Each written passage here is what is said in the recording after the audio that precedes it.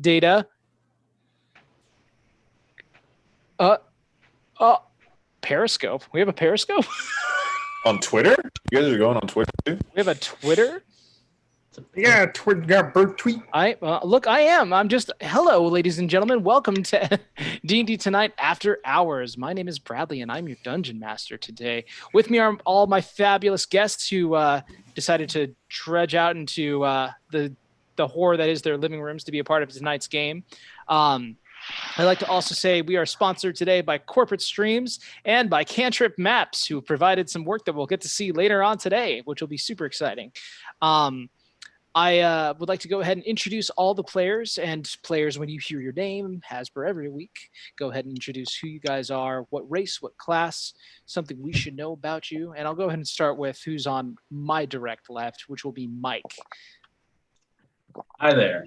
Tonight I'm playing Hogan Taint Von John. He's the lovable little halfling who's in the middle of his life, having spent most of it in crime, trying to do something right by protecting people and helping people. And he's got some anger issues too. You can find me at @DnD. Next up, we have the man who, if 4th edition was in fact a person. Now, I've used that one before. We have Adam. Yeah, there you go. I'm playing Roderick Fairseas. He's a human assassin who hails from the Northern Isles. And ironically enough, he loves clam chowder, and so do I. We also have rejoining us again, Mr. Lumen. My name is Lumen. I'm playing Eros Mitka, the brewer with the license now to be anywhere. My paperwork didn't work. Anyway, went to go get that fixed. He is a changeling artificer who is on a mission to find what happened to his captain. He's also a brewmaster who constantly carries different ales in his coat and is always looking to trade and make connections. Tonight we have a brand new guest. Sir Nolan, would you like to introduce yourself? I'm Nolan. I am playing Corin Harath, a male Kalashtar paladin today. So first go of a paladin. We'll see how it goes. Looking very forward to it.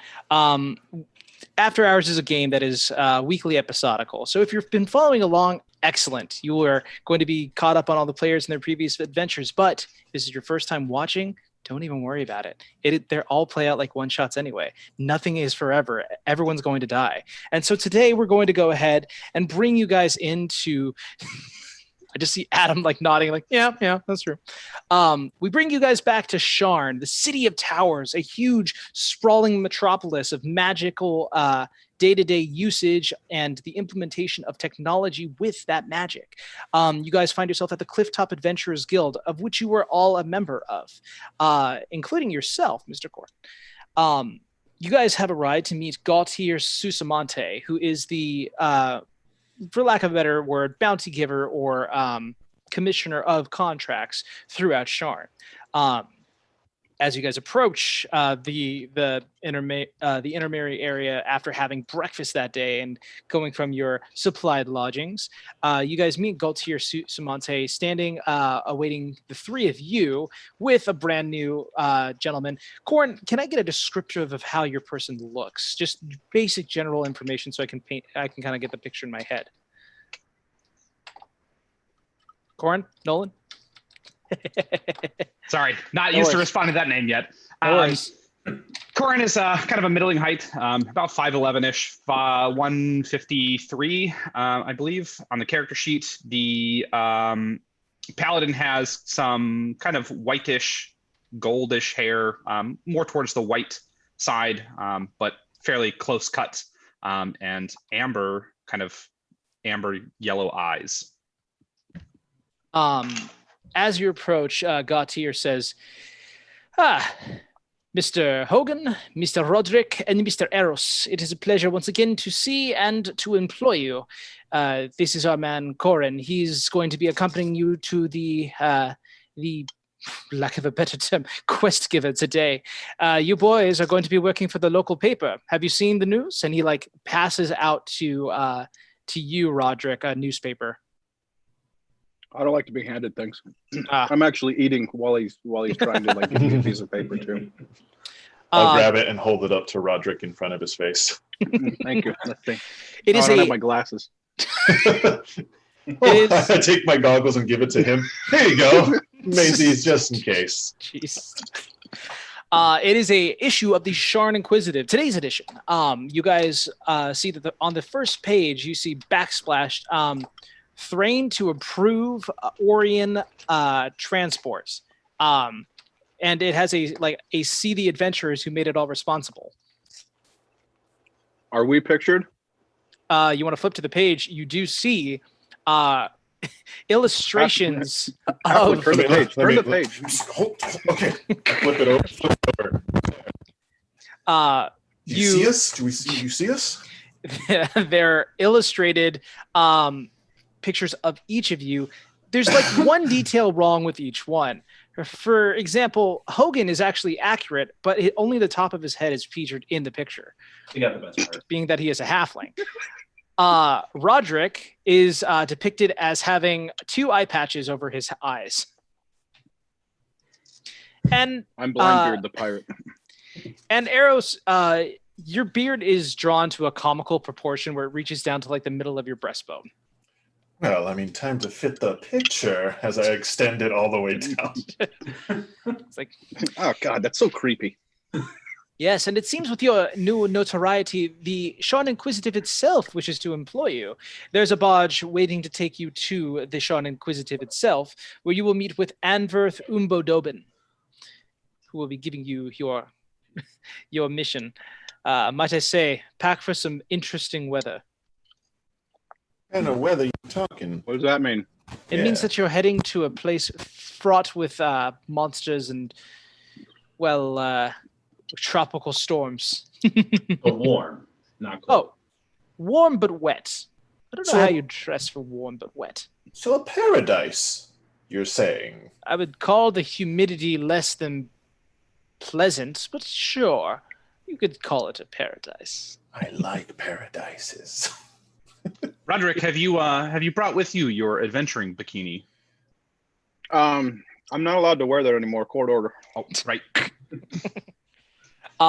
The 4 of you are placed onto a barge that brings you down into the lower Dura district, where you guys make your way on foot to the Sharn Inquisitive. Through the open doors, you can see a gnomish man standing with a very pointed black beard and sharp little shitty ears, and a receding hairline, who's currently like casting spells to have the pens and paper write themselves. Yes, that was an attack at you, Adam. Yes, Lumen. Hey, Roderick, you think this one knows about the gnome that shit his pants? I mean, everyone knows about the gnome who shit his pants, right? I'm gonna ask him. I mean, the new guy, right? Ask the new guy. Corn, can you make a history check for me? We'll definitely remind you. 2 at advantage because I'm waiting. Let's go ahead and call that one a 16. 16. Lumen, you may go ahead and regale the tale of this particular person. I'm gonna transform into Tzaryan, into this gnome. Gren, I'll tell you the story about the time I met these men and I shit my pants. There's a local story that an underlord in Zalargo notably shat his pants when certain adventurers confronted him about hiring a hitman. Though it has been refuted several times over, still people consider this man to be brown pants torn. Sadly, it's made its way all the way over to Sharn as well. They say when I change into another form, it has to be exactly what I've seen. So if it's shitting my pants here, he definitely shit his pants. Oh, that's a good point as well. Mr. Corrin, our man Eros here is a changeling, so he shifts his appearance seemingly at will. Just for your own edification, you have seen changelings before. You've not really had a very talkative conversation with them. But as you guys kind of stand here in the Sharn Inquisitive, you see him like shift into this like gnomish form shorter, and the gnome himself comes over, who was directing the paper and pens to like write down autonomously before. He kind of stands down. He's like, Oh, Mr. Torin, I can only say that the rumors that the Sean Inquisitive have been perpetuating a certain unfortunate and very undeserved nickname are completely false. I would never print anything that we didn't vet with good reason. I want you to put on the paper, Tyrann asserts dominance by shitting pants. On the next paper. He made eye contact the entire time. Do it. Or I'll send my men after you. What? Next paper. The next one. You're not Torin. I am Torin. You're Roderick and you're Hogan. You must be the changeling Eros. No. Make a deception check. Ooh, nice. I have a 22. 22. Ooh. Just to prove my point. And I look. Oh God. Put it on the paper. Surprisingly, I also rolled. I rolled super high as like a +3 to insight. I rolled a 19, so he's got a 22 on that. He walks over. He looks you dead in the eye. And he goes, "I don't smell shit in your pants. Come on, you're Eros, right? You're the guy. You're the guy we're hiring." I'm gonna imbue my pants with the smell of shit. Okay. Take a big whiff. By shitting in them. Yeah. There is one way out of this situation and one way forward. I use magical tinkering. Oh my gosh. I just pat my pants. A little light shines on the bottom and smell. I mean, I'm not going to make a joke about you tinkering with your ass, but you know. I know what I said, Roderick. I know. Do you know who this is? This is Turin. I assert dominance by shitting my pants in public. This is my paper house now. Speaking of, are you going to need some paper for your ass, or are you just going to walk around with it? I'm not letting him use our paper. This is for news. This isn't for the gross mishandling of a gnomish backside. Look, the reason that I ask if you're the people I'm looking for is because I'd like to pay you first and first and foremost for the mission that we're going to be sending you on. Did they tell you anything about it? Did they explain anything? What? Lumen, I saw a hand. I'm gonna go use the bathroom real quick. Will you do that, Mr. Torin? We'll be happy to accommodate your likeness. And it's him, right? It's him. He's Eros, right? Anyway.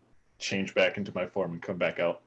He goes ahead and he snaps his fingers, and you see float over a bluish yellowish bag. He says, "Now, unfortunately, we're not able to pay you in gold or silver this time around. We decided we were going to use some of the old relics that have been loaned to us by other adventurers and some of our own people in the field.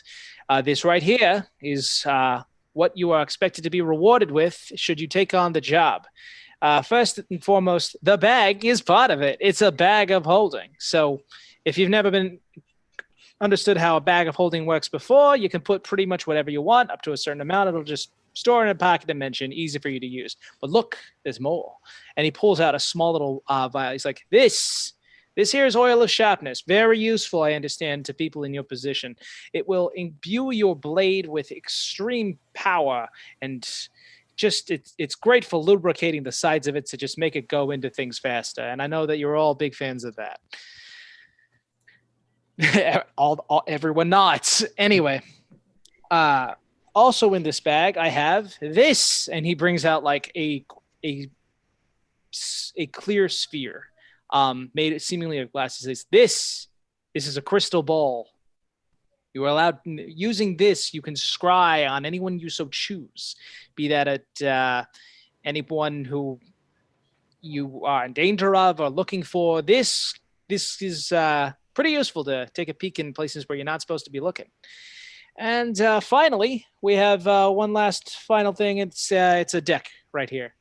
It's a set of cards. Seemingly normal, but pull one out and it will dispense an illusion at random. So we would offer dibs on the cards. we will offer these to you for the mission of transporting one of our reporters out to Drome. Everybody make a history check. Okay. I got an 8. An 8. Very good. I got Very a good. 6. Very good, Mr. Adam. Very good, Mr. Corin. 13. Hogan. Hogan, you're the only one who really knows anything about Drome. It's not really even recognized as a country by the rest of the treaty holders of Covert. Drome is it's a country of monsters. There are orcs, half-orcs, bugbears, goblinoids of all sorts, ogres, all sorts that habitate in there, and they run underneath the power of a certain few warlords who run this clearly godless area. It is very much like a sensationalized and sometimes even propagandized area of danger, mystery, and monster. I'd like to be known that I'm visibly excited. Oh God, he's got an. I'm in. How many, Hogan? How many? What is this place? Have you killed? Oh, What it's have the you? best. You got this whole nation, and it's not even a real nation. So there's not even like real laws. It's just a bunch of warlords fighting over this place of monsters, and everyone just fights everyone. Guys, you got to go there. Let's do this. The items are even a bonus. Like I'm just ecstatic. Let's go. Let's go. Let's go. Come on. All right, if he's in, I'm in. I'm only going because he's this excited, and I haven't seen him this excited in a long time. And you, sir, you Bit concerned about the bag holding all the shit there. Corian kind of looks at Eros and winks. You said they were on loan. What's to stop anyone from coming back and repossessing their previously owned items? Well, it's a good question. The fact that we would pay them back for it. They were laid with us for. Look, this is all legitimate means. I wouldn't just give you stolen goods. There are laws that prevent such things.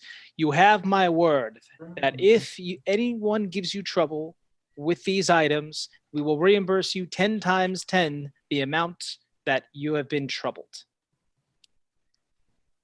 Okay, Lumen first and then Roderick. Sorry, Arrows first, then Roderick. I'm going to stick to names. I'm gonna roll an insight check on this one. Go for it. As I'm like staring him down, you can take the deck. I want the crystal ball. Damn it! I got a 4. He's a very hard man to read. You can't really tell if he's just schmoozing you, lying, or if he is just being earnest. And then Mr. Roderick, was that also an insight check you wanted to roll? I guess I can throw that one in there, but I'm going to ask him like, so you run a newspaper and a pawn shop? And my insight was a natural 1. Well, you can't tell if this man has done anything illicit with these goods, but he says, that's not like that. A lot of the times the story is with the items. Take the bag, for example. Bags are holding a dime a dozen in Shaw. No one's really interested in that. But if you were to, say, smuggle in an entire Warforged inside the pack through several different countries and get out the other side as part of an illegal railroading operation, then absolutely it is in fact the story. And we needed to have a picture of it, and we couldn't just take a picture of just any old random bag of holding. Finding and rooting down the story and showing it off was a part of it. So yeah, these are technically repossessed, not really on loan because they should belong to the city of Sean, but Sean has seen fit to just leave them forgotten here. There's so many magical items out there on the streets. Kids just stabbing each other with enchanted daggers and lighting each other up with wands of fireball. I feel safe having these items in the shop, so I don't have strictly anything really dangerous. Even the oil of sharpness could only work if you're using a blade with it. It itself won't just sharpen a hand. Mr. Eros? So you're saying we can steal from kids and get magical items from the kids? No. My God, you're a genius. I mean, you're saying they're just a dime a dozen. Kids have them. I have no qualms with stealing from kids. I don't even know if they're kids. Look, I don't know what a kid is. I don't mean to sensationalize anything. When I mean that they're a dime a dozen, I mean that I printed so many terrible stories of the Bullen family just going through and supplying people with dangerous items to harm each other, that I implied that possibly a child could get a hold of them. But yeah, if you want to go ahead and start a war on the children, be my guest. Mr. Hogan. Some people use those items to protect themselves. Everything of that? Oh, I'd assume that if you have someone who's upping the ante by having a +1 dagger, someone's going to get a +2 shield to defend themselves. But then you're going to have something that casts wands of magic missiles that just ignore the shield altogether. So what do you do from there? Well, then you go ahead and you up yourself so you get something like a crystal ball so you can always take a look at where your enemies are. And then if you have that, then you're going to want a diadem that protects you from scrying spells. And if you do that, then you're just going to need a fireball. So it doesn't even matter. As long as you're in the closest vicinity of where that person is, boom, they're probably gone. Well, it sounds like you're attributing that to the Boromir crime family. Look, the Boromir crime family is not, for any reason, it is not an association in which we would call them good people. Are we? We're clear on that, right? They're criminals. The only thing criminal are the people that want those weapons, and you'd be well to remember that. You just I'm going to lean down to him. I'm going to lean down to him and go, but we want those weapons. I'm going to lean down to him. Get them off your hands. Just keep your fucking mouth shut. I'm going to lean down to him. Hogan, are we the bad guys in this situation? Are we the baddies? Are we the bad guys? 19. 19.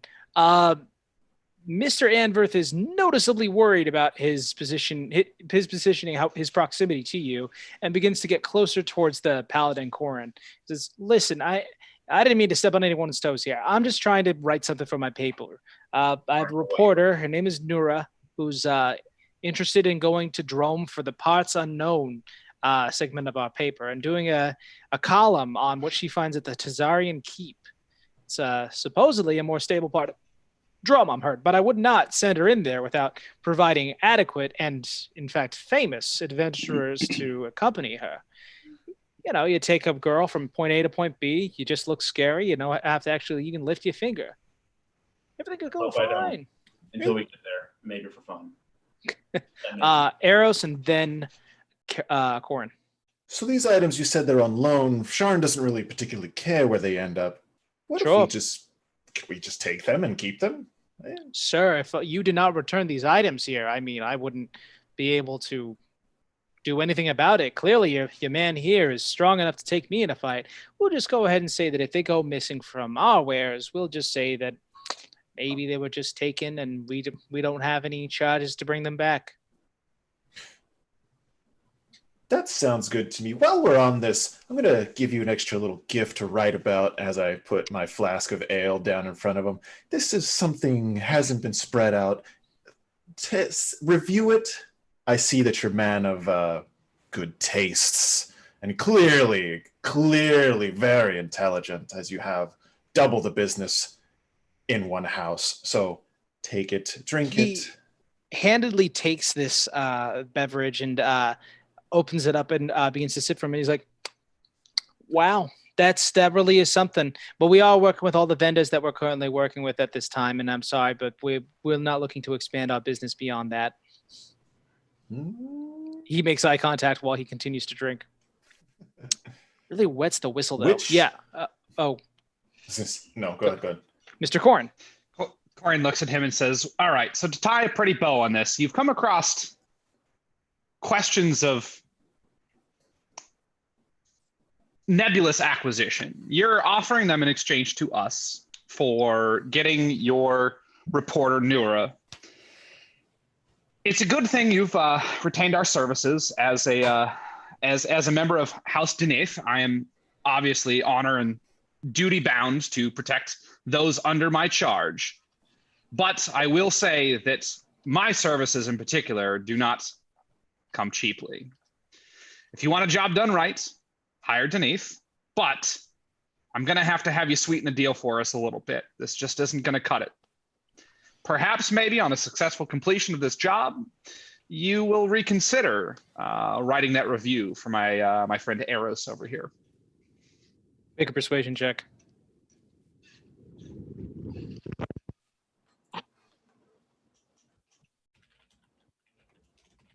That's going to be a 3. He says, We will attempt to reconsider, Mr. Dineth. Of course, we will reconsider the possibility of writing a review or of the fine beverage I'm enjoying now. It is sadly a little warm from being, it looks like, inside of a trench coat. Does anything keep anything cold in there?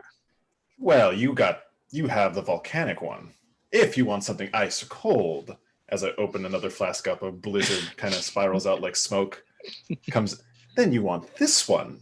Now, let me see. You have vendors. I don't know what vendors you work with. As I kind of lower my wrist to kind of show House Lyranth sigil. I don't know what vendors you're really working with that are like vendors, but I have a whole guild behind me. If you so need extra, I don't know, assistance somewhere. Look, let's go ahead and table the discussion for when you return back into Shan, and we can kind of discuss where we can go from there. Nora, he kind of calls over, and you see this dark-skinned woman who has like a very strange looking, like it almost looks like a beret a little bit, but it kind of pushes to the back. Dark black hair kind of comes down, and she's like, "Yeah, boss. These are them. Hey." Hi there. Hi, I'm Nora. Pleasure to meet you all. Are you going to be accompanying me to the trip to Drome? Yes. So Fabulous. It seems. Looking forward to it. I was the one who wrote about the train. Just what you guys did for those individuals, just phenomenal. You don't see a lot of really great news out there, and just to write about some people taking it on their own initiative to protect people on that train was it was just nice. So you're the writer. I am. Yes. I go over to. My name's Eros. I am clearly the big bearded one. Who did the illustrations? Did you do the illustrations as well? I did not. No. I stay strictly to letters. My pictures look very much like my letters in that they are stick sharp and don't show a lot of detail. I think on this trip there's a lot we can have you write about. Maybe a couple of new trades, new friends. You get to know us a little more. Talk about the group. Kind of. We'll have a fun adventure. I'm looking forward to it. Are you guys all taking up on the jobs? I think so. Excellent. I wanted to leave as soon as we could. We're leaving by boat. It's going to be a few weeks travel. Let's go. You guys are over the next few weeks. You guys take the sword fin. Oh yes, Mr. Eros. Wait. So we have all these items that he's talking about right now with us, right? The bag of holding, oil of sharpness. You may distribute them as you wish. You have a deck of illusion, an oil of sharpness, a bag of holding, and a crystal ball. Very rare edition. I'm keeping the crystal ball for myself. Everyone else can take whatever they want. Hogan? I would like the oil of sharpness. Very well. Assuming that does indeed work on my great axe. Mr. Roderick? Is the deck of cards like out of game? Is the deck of cards on D&D Beyond, or how does that work? It should be on D&D Beyond. Yes. You can find it under magical items. You can do a quick search on it. I'm sure Deck of Many will come up. It is not that. It is a Deck of Illusions. Oh, okay, yeah. Yeah, don't worry. You can look up Deck of Illusions. Yeah, Deck of Illusions is on here. It is specifically it has 34 cards. It is missing. Hang on a sec. 16 of them. So you have in there, hang on, I'm doing the math. You have 18 cards in there. So 18 uses of it. So typically the Deck of Illusions has 34 in total, but it's also always missing a D20 minus 1 amount. So there are 18 in there. You can, just to give you the quick rundown, I'll read from the book directly. The magic of the deck only functions if you draw at random. You can use an altered deck of playing cards to simulate the deck. You can use an action to draw a card at random from the deck and throw it to the ground at a point within 30 feet of you. The illusion of one or more of the creatures forms over the thrown card and remains until dispelled. The illusory creature appears real and of appropriate size and behaves as if it were a real monster represented out of the monster manual. It can't do any harm. While you're within 120 feet of the illusory creature and can see it, you can use an action to move it magically anywhere 30 feet within 30 feet of its card. Any physical interaction with the illusory creature reveals it to be an illusion because objects pass through it. Someone who is using an action to visually inspect it has to make a successful DC 15 intelligence investigation check. That's it. Yeah, I'm looking at it right now. That's a lot of cards. Don't worry about it. When it comes time, I'll say pick a number between 1 and 34, and whatever Siri says, that's what you're going to get. Oh, okay, that's interesting. Yeah, that's how because it would be a whole nother level to use an actual deck of playing cards. Wait for me to do it. That would be the fastest, easiest way if you want to do it in a combat or outside of combat situation.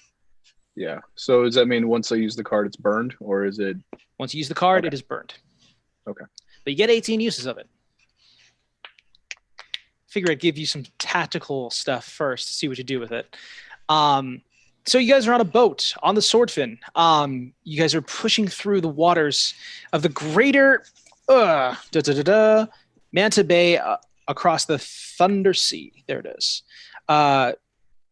You will arrive at the Tzaryan Keep once you reach the Azure Bay. All nautical terms. Yes, Mr. Eros. I'm going to attune myself to the crystal ball, and then also while we're on this, I'm assuming we can consider it like a long rest throughout it. I want to do create a random elixir. Okie dokie. So, Mr. Eros, you may go ahead and do so. I believe you just make it, but you do have to make it randomly. Yeah. So that's what I'm trying to see. Cool. Here we go. Oh, it's a 6. Cool. Corin, I've got you in just a second. Let's see what it gets. I have a potion of swiftness, another one. Alrighty. Your time of brewing, holy shit. These two people are going to become real fast. Yep. So your time spent brewing, both with alcoholic beverages that you create as part of your brand, and as well as these magical elixirs that you've been messing around with, you tried to perfect this potion of swiftness that you had made before and are able to accurately create and surmise a better bonding sequence so it happens a little bit faster. Mr. Corin, what would you like to do?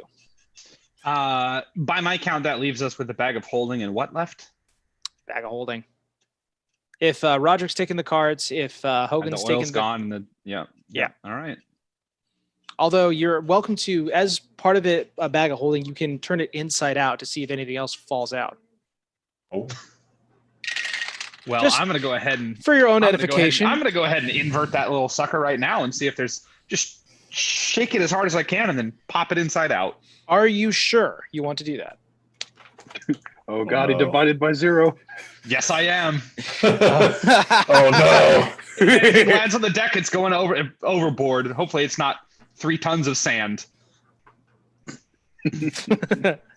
Years of pocket lint and other assorted things. Who knows what could be found in the darkest recesses of this bag of holding?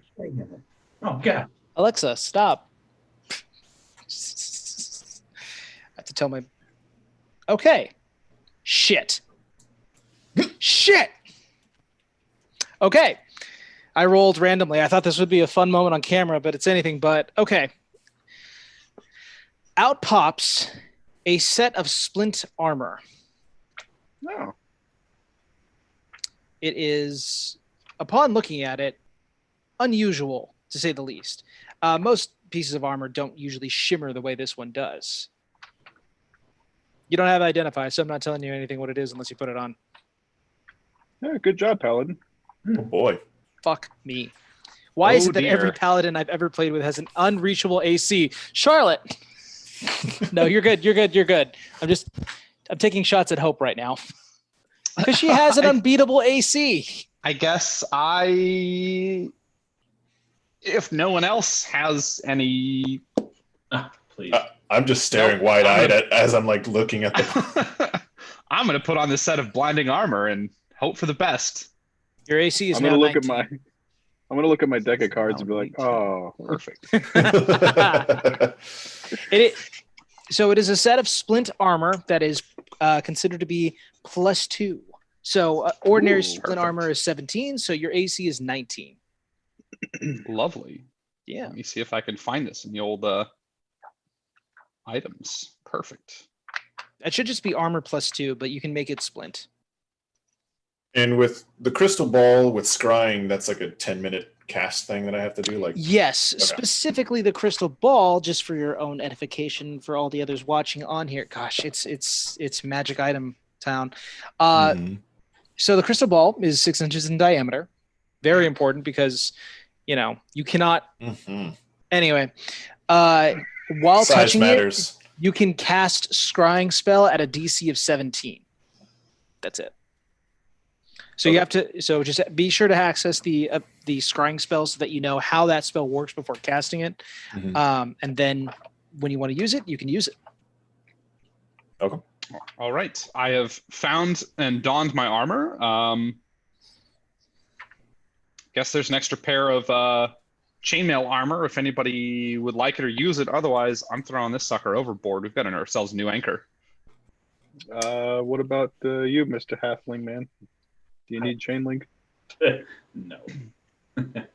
His unadulterated chutzpah keeps him protected. You know what? I am going to change my mind, and I'm going to place the chainmail armor into the bag of holding. Very good. Oh. Perhaps it's an enchanted bag of holding that, upon long enough, will pop out another lovely set of armor. But we'll see. Can only hope. I will take that and save the 55 pounds of weight. Okay. So as you guys are sailing along here, you get a chance to kind of get to know the crew. Roger, you feel very at home back on a ship where you belong, where you've spent a lot of time fishing and working with your dad on docks. You've sent money, canonically speaking, back to your dad to help him with his condition. And the thought of it almost makes you wonder how he currently is. But passing through the waves with the familiar salt on the air, there's a weird feeling that your homesickness that you didn't even really feel was there before is really gone now, just in this moment of familiarity. Is there anything that you guys would like to do on the ship? I have something planned for you, but I just, you're on a boat, motherfuckers. What do you want? Mr. Hogan. It's not so much an active thing I want to be doing, but just you said this is like a multi-week trip, right? Yes, it'll take you roughly 2.5 weeks to get there. So as the weather gradually gets warmer, as I expect it does, I'm going to gradually be wearing less and less just regular clothing, very casually about it, until like within a day or two of getting there. How hot does it get there? I would say that on the sea that mornings will probably be the coldest, where it drops down to around 70. But high noon, it can get up to the 90s, sometimes even hit 100 degrees. Yeah, once we start getting that 90, 100 degree range, I'm just going there until someone tells me not to. I'm just trying to stay cool. A lot of the men on the ship kind of like look with a weird fascination and quickly look away. Like when they see you chugging around in nothing but a birthday suit, some people kind of just turn their heads to like, they kind of look down to try and see and answer the question that everyone kind of thinks when they see a halfling. How far until it touches the ground? What would be the rest of the party's reactions to Hogan just waltzing around naked? I'd join I him. vehemently believe that they got the newspaper etching wrong and printed the wrong half of the halfling. They clearly printed the wrong head. I am going to join him in that as it gets more and more, as like people seem to be more comfortable with him. Well, you either beat him, which I can't do, or you join him. Like flamboyantly like spread as the clothing like flies off. The men of the boat are getting a little bit more worried about this as they see like the captain of the ship, just an older man with just white graying hair, looks like he's been tanned several times over, kind of goes over, he's like, listen, your lifestyle, whatever it may be, might condone such actions, but on this ship I'm going to need you to have a modicum of modesty on here. It's making the boys scared of sea serpents. I'm sure there's something, but Captain, is it going to make you more comfortable that there's something here, or is it going to make you more comfortable if something's not there? I don't understand the wording of that question, but if it ends with you wearing pants, whatever you want to hear. As I like put it inside. It looks like now I look like a Ken doll. Bruce, I'm sorry. Captain.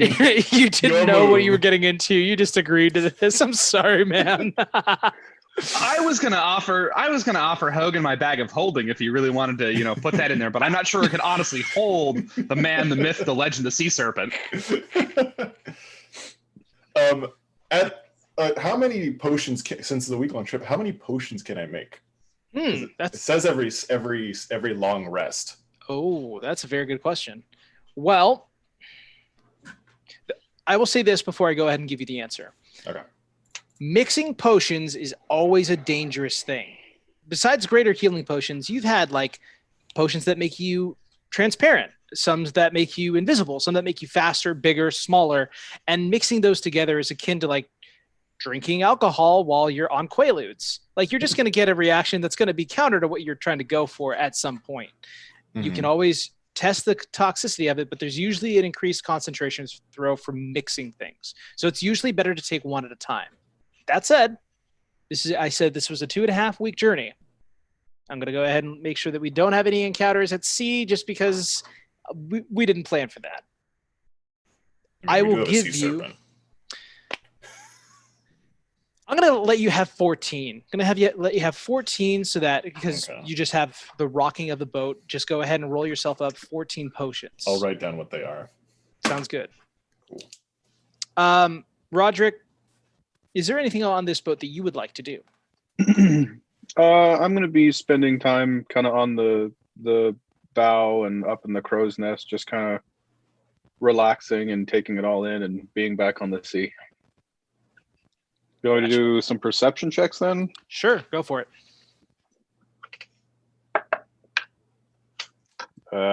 14. I don't know how many you want me to do because it's 2 weeks. It is 2 weeks. I'll say that with on one of your particular visits to a crow's nest, kind of looking out of the overall area, you do notice a large storm that you guys seem to just pass by. It looks like it just moves in the opposite direction. You can swear inside there that you see several like humanoids jumping out of the water, striking each other, and then falling back in. Being it very far away, it could just be fish that are fighting that you've never seen before. It could be it could be mer people or Sahawagan, which is never pronounced correctly.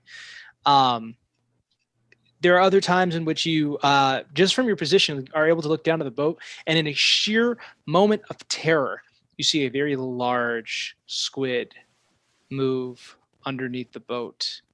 It does nothing to you guys, but it gets close enough for you to see the entire diameter of its eyeball encompasses the length of the ship.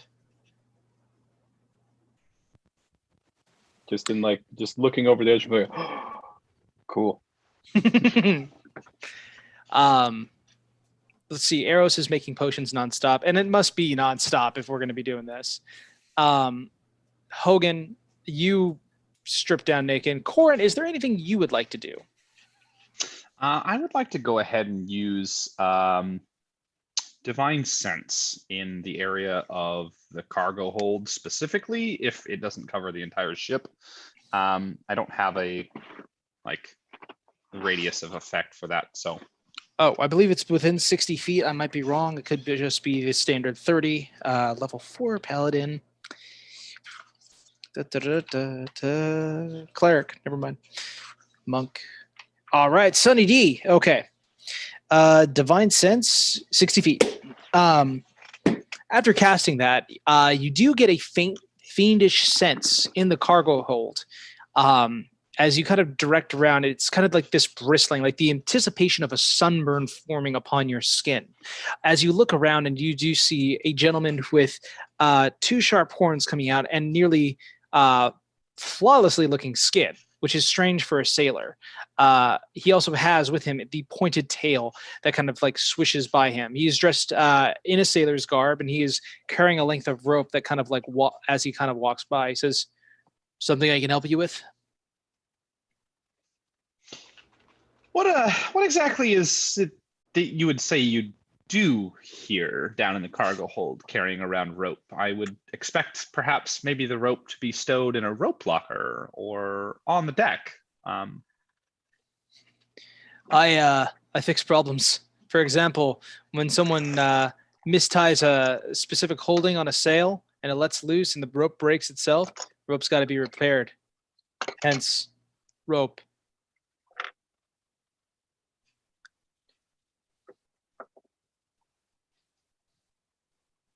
Good God. Oh, gosh. Lumen, you've murdered me. You fucking killed me. I'm going everywhere. I will go wherever the fuck I want. Got it. Understood. Delightful. Shit. Anyway, as we were speaking, sorry, Bruce, we were having a moment. Nolan, we were having a moment. I want to keep a closer eye on this guy throughout our passage. Something seems off by him, and I'd like to inform the rest of my traveling compatriots that we had a bit of an interaction that I just can't shake the feeling that something's not right about this guy. Gotcha. Mr. Roderick, you put a hand up. Yeah, as the paladin is like rubbing his chin at the suspicious guy, I'm gonna as I'm passing by, be like, "What up, dude?" And like, well, you got a problem with that guy? And then I just go about my day. It's interesting because through part of your perception, Roderick, you do notice one evening where this particular sailor begins speaking with Nora, who's kept to herself mostly, just kind of writing and pre-writing out things on her spell shard, which is essentially, for anyone's own edification, a spell shard is essentially like an iPhone that can't talk. You can just type in messages. It's a magical iPhone. You do notice her having a conversation. Make an insight check for me, Mr. Roderick. Ooh. 19. 19. It's true what they say. A lot of the communication that happens isn't done with our actual mouths. And you can tell from this woman's body language, she does not want to be speaking with this gentleman. I am going to approach the two. Are they on the foredeck or something? Or they're actually towards the aft, just over the side of the railing. And she seems to the sad part of it is that he's kind of blocking a staircase. So every time that she moves to me, he kind of moves and kind of blocks her way.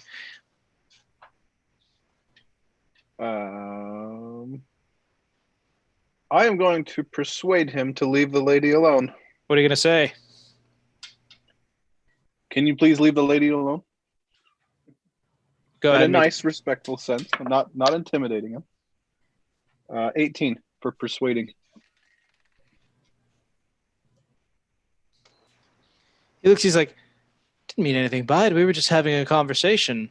A private conversation. The lady looks a little uncomfortable. The lady does have a name, and yes, I would like to go to bed. Good night, sirs. And she kind of gives you a quick smile as she goes down into the hold where she sleeps. The tiefling kind of looks over at you, and he says, right. You have a good evening. You too. He just kind of walks away, kind of looks over his shoulder as he leaves. The next morning, Nora comes over to you as you're kind of just eating your breakfast. To the four of you, which I assume you collectively eat together, that would make sense. Unless you'd like Hogan. If you need to get away from he's sitting down. It's okay. And yet something nibbles at your foot. No. I don't know whether to tell him to put pants on or give him a peanut. I don't know. Hogan, stop playing footsies. Stop it. But he's got his feet up on the table. Oh my God. Charlotte, the name of this episode is going to be The Sea Serpent. Anyway. Who's not dead? The Sea Serpent. Anyway. As you guys are speaking, Nora comes onto your side of the table. Really? We're eating. She sits down next to you. Oh, okay. She says, "Thank you for." Phrasing. She says, "Thank you for interfering on my behalf." Is he not wearing any clothing, sir? You should wear clothing. You'll get a splinter. He's used to a few pricks. It's a bit warmer than I usually deal with. Yeah. Evidently. I wanted to say thank you for interfering on my behalf. I didn't know where that conversation was going to go. I'd like to take statements from the four of you, actually, see if I can commit, the characters of this story here, just to paint a little bit of color on it. I mean, you're a halfling, you're Kalishtar. You're from very far away, and I mean, you're a changeling. People don't know really about your kinds. True. So what should I say about you all? Why did you get into this line of work? What keeps you coming back to it? I mean, I do it for the people. I'm a giver. I give sometimes so much it hurts. Really? It's all altruism then. Don't you get paid? Well, yeah, we get paid. I mean, why would we not get paid? That's fair. I suppose those who serve the sovereign hosts would probably just do it out of the kindness of their hearts, and people repay them through generosity. Yours is just a different kind of work, but with the same goals. Well, I mean, in all fairness, I mean, the paladin here forfeit all his pay. It's going to an orphanage. Is that right, Mr. Corin? You've omitted all of your pay to go to an orphanage? Well, we were never offered any pay to begin with, only items in lieu of pay. So this man is spinning a bit of a yarn here.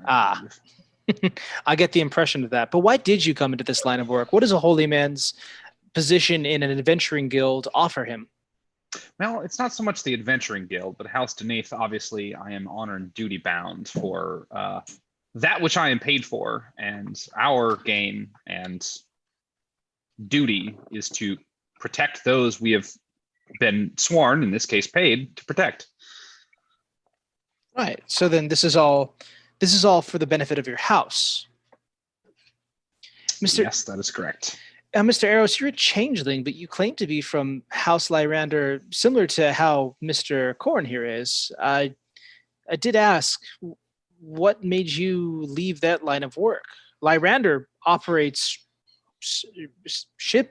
airships of all sorts to traverse the known world. Why leave that to fight petty scraps on trains? He kind of deep sigh, does deep sigh. There's someone I'm looking for. Being a changeling, you really can't be from Lyrander, which is why I keep the facade of this half elf. I need to keep the position. And I worked for a captain, Mitka, who was my father figure. He raised me, and I've been really looking for him for all of this. With every job, there's a connection to some house, and some house needs to know what went on and what happened to him. I'm going to also ask you to write this symbol down, and I put down like a little symbol of like a thundercloud looking thing. Sure. Make sure that's there. I need to pass on a message to a few people, and I'm the only one that really needs to know why it's there. Make a persuasion check real quick, and Roderick will get in just a second. 20. She Unnatural says, 20. I would be happy to place this in here for you, especially after all of you have agreed to help me with just magic items as payment. Mr. Roderick? While the paladin was talking to the reporter, I'm going to sleight of hand, scrape my plate into his bag of holding. 100% go ahead and sleight of hand. Oh, no. It's a 7. Alrighty, you begin to scrape it down. In the heel of your right boot, you do feel kind of a soft running sensation, and you realize that the food has just entered into the sole of your shoe. Oh, thank God, it's just food. I thought it was the halfling.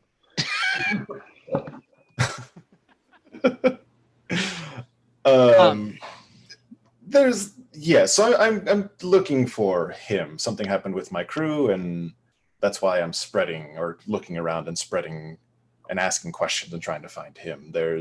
At the same time, I'm also spreading my ale, if you would like some of the potions, some of the new ale I've made. I do not partake. I appreciate it, but I do have interest in your Captain Mitka. I would happily learn more about this case. If I can, I'll see if I can spread the information, see if somebody knows something. Maybe we can assist each other. I get a very decent story from a well-known adventurer, and you might get a lead on where to find your captain. I think I'm going to agree with this. And I don't have any. Could I give her something, like a magical item to like contact me whenever? Like, could I make something like that on the fly? Or because I know I have... Yeah, communication in Covair and Eberron and a whole is a pretty easy affair. You can basically pay people to send messages for you. Mm-hmm. Like the sending spell and message spell are, I mean, it costs you to do it, but you are able to pretty easily get into contact from people very, very far away, and vice versa, as long as you know who you're trying to contact. I do have the message spell on as for me as a cantrip. Yes. So I could use that to contact her, even if I'm like not near her. So message has a limited range. Sending would be the one that you want to send to her. It's about 25 words of your own pick, but you can pay to have that done. Probably at a rate if you have a retainer. It's like a phone company. You can pay for a plan. You have unlimited messages, and it's great. I will do that. It's just like, now listen, I would be remiss, if not disgusted, to ask Mr. Taint Von John. That is correct. Is there a covering that we could do this with? I'd like to get a statement. What do you need? It doesn't cover all of you. She kind of like does like a look down. Put it down the legs. In all fairness, it's more a rag than a towel, my friend. Correct. I believe that I saw the cook using it to dry down pans earlier. Biggest thing we have. They have to share. Your relationship with the cook is not good. She says, Mr. Hogan, just keep your eyes up here. I will do my best, and if not, I will gaze even further up to avoid eye contact. She kind of like chuckles. She says, what is all the glory, the gold? What is it all for? Are you satisfying a need? Is there no other form of life for you? Like, what is your story? I mean, I've just always done odd jobs to help out my family, and I finally found myself in a situation where I can be more picky with the work I do, and I've been fortunate to find something where I can help people. But it's all just to help my family. You know? Interesting. Later on, the conversation, she kind of meets you guys all one-on-one to tell you, like, what do you guys think of the other members in your party? She does this privately, and she promises to keep it exclusively between the two of you, and will continue to keep it anonymous. But Mr. Hogan, what is your opinion of Roderick? All right, I'll speaker. La la la la la. Are you pushing the AirPods deeper into your ears? That's quite a use for a ball of scrying there. Roger, he's a funny guy. He's nice and tough, good people. I don't know. He's pretty straightforward, which is nice. Keeps it simple for me. I like him. He's a good fighter. What about Eros Mitka, the ever-brewing alchemist? Oh, man. He's so smart. Well, you ever look at someone and just realize you'll never think on that same level that they're thinking, no matter what happens? That's how I feel looking at a lot of people, but especially him. Eros. Oh, and he knows how to make his face change. I don't even know how to do that. I have no idea. It just blows my mind. Indeed. What about Mr. Corin? Have you worked with him long? I don't think I've ever worked with him before. Might have encountered him in some of my odd jobs, possibly, but I wouldn't say I worked with him. I don't know. What's your first impression? Simply trying to get a bit of color. I think his heart is in the right place, but I don't know. He's a good talker, and I admire that. I think we'll get along as long as he, just kind of, as long as we know how to keep to ourselves enough. Certainly. at some point she'll kind of corner Eros and be like, Eros, I've got a lot of information about you. I was interested in what you thought of the other people that you work alongside with. Take Roderick, for example. He's a bit of a quiet, or well, not quiet, but definitely a sneakier character. What do you think about him? What are just your general thoughts? I rely on the man a lot. If something needs to get done, he'll do it without anyone knowing. I'd say that's a pretty good set of skills. Oh, what about Mr. Hogan, the barely clad? I mean, for his size, he's huge. Yes, he's like a muscle if it grew legs. It's like someone flexed and he popped off.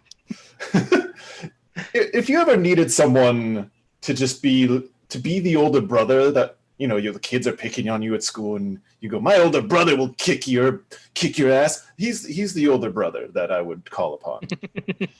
Indeed. So, from what it sounds like, Corn's actually on his first job with you. What would you say that for first timers? What are qualities you look for? I'm gonna Eros thinks about for a second. I look over to Corn.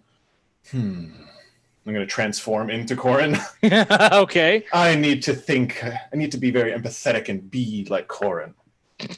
Oh, this feels nice. Oh, the hair's great. Oh, I think he's a good man. As a longtime friend who I've not seen in a while, now that I think about it, Babushka would say, "This is friendship." And to me, the man has already attempted to get my services around by ale, by trade. I'd say he's a good friend now. What an interesting sentiment. Thank you so much. She will at some point climb up perilously to the crow's nest. And as she comes up, she's like, she like sits down. She's like, okay. I haven't climbed that much ever. Not since I was a girl. Oh. Yeah, don't look down.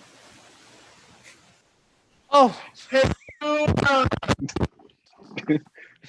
I've been getting some testimonies of your other. Goodness, you can really feel the boat shake from all the way up here. I've been getting the testimonies. She takes out her spell shard of the other adventurers, just so that I can show what it's like to have a perspective of someone who's been in your party and someone who's not, and what that overall experience is. And I think I would center the story around you guys, if you wouldn't mind me taking your opinions. Sure. Hogan, what's your take on him? He's rambunctious. The kind of guy I'd tussle his hair a little bit, and I mean, he's very go get him to the point where he's hacked me in the leg with his own axe because he was just so excited to get someone. And I mean, I think, oh God, he's sunbathing down there. Don't look down. Don't. Oh. Yeah. Good Lord, from way up here we can still see it. It reflects the light. It's so blinding. Anyway. So a rambunctious individual who's hungry for his kill. Yes, very much. What about that Eros gentleman? Has he tried to offer you a pint of his ale yet? He has. That's sort of his go-to, his calling card, his way to break the ice. I mean, he's always keeping himself busy by brewing potions or drinks. I think he's got a very entrepreneurial mind when it comes to that. He seems like he's trying to sell that to anyone who'll take it. And lastly, we have a gentleman by the name of Corin. I understand you've worked with him for a long time. Do you see yourself with a bunch of different companions? Yeah. I mean, he's new to this mission. I mean, I haven't worked with him before, but he seems like a good, wholesome guy. Don't really have anything bad to say about him. I mean, you said we work with a lot of people. We usually have a giant talking bird with us. But, what? Yeah, it's crazy. But I think the Paladin's a very nice change of pace. Excellent. I think I'm going to stay here until I get up the strength to come down from the crow's nest. Thank you, Mr. Roderick. Yeah, 2 sure. days go by. she finally comes down from that crow's nest. She goes and looks for the paladin, and she says, Mr. Corin, if you have a moment. I do. You said that this conversation was to be completely off the record, or are you completely republishing off this? the record? I'm more or less just looking for the tone of how I should set them up, and you're actually the perfect template for that because it's the first time that you've met all three of these men, and that experience would be interesting to show to someone who's never met them before. Well, if we are to be off the record, then I'm sure you won't mind. And I gesture her way and cast Mind Link. And so, just to keep this conversation away from prying eyes and ears, let's Certainly. go ahead and have this conversation telepathically, if you will. No need to say anything out loud. Just go ahead and think your responses to me, and we'll get through this. What questions do you have on your mind? What can I answer for you? What is your impression of Hogan Taint Von John? Well, he certainly is a man to let everything hang out there. He would wear his emotions on his sleeve if he had any, but I haven't seen him wearing sleeves in at least a week and a half at this point. He seems to be a bit of a wild card, but somewhat of a leader in the group, as evidenced by the proclivity for everyone else to shed their breeches after he had already set the tone, so to speak. Okay. What about Eros? So what do you think about him? Well, he seems to be, he's an entrepreneurial man at heart. He seems to think of himself, first and foremost, I have the understanding to assume that he is part of one of the merchant or thieves guilds around town, but I've not yet formed really any lasting relationship with him. And Roderick, what about him? What is your takeaway?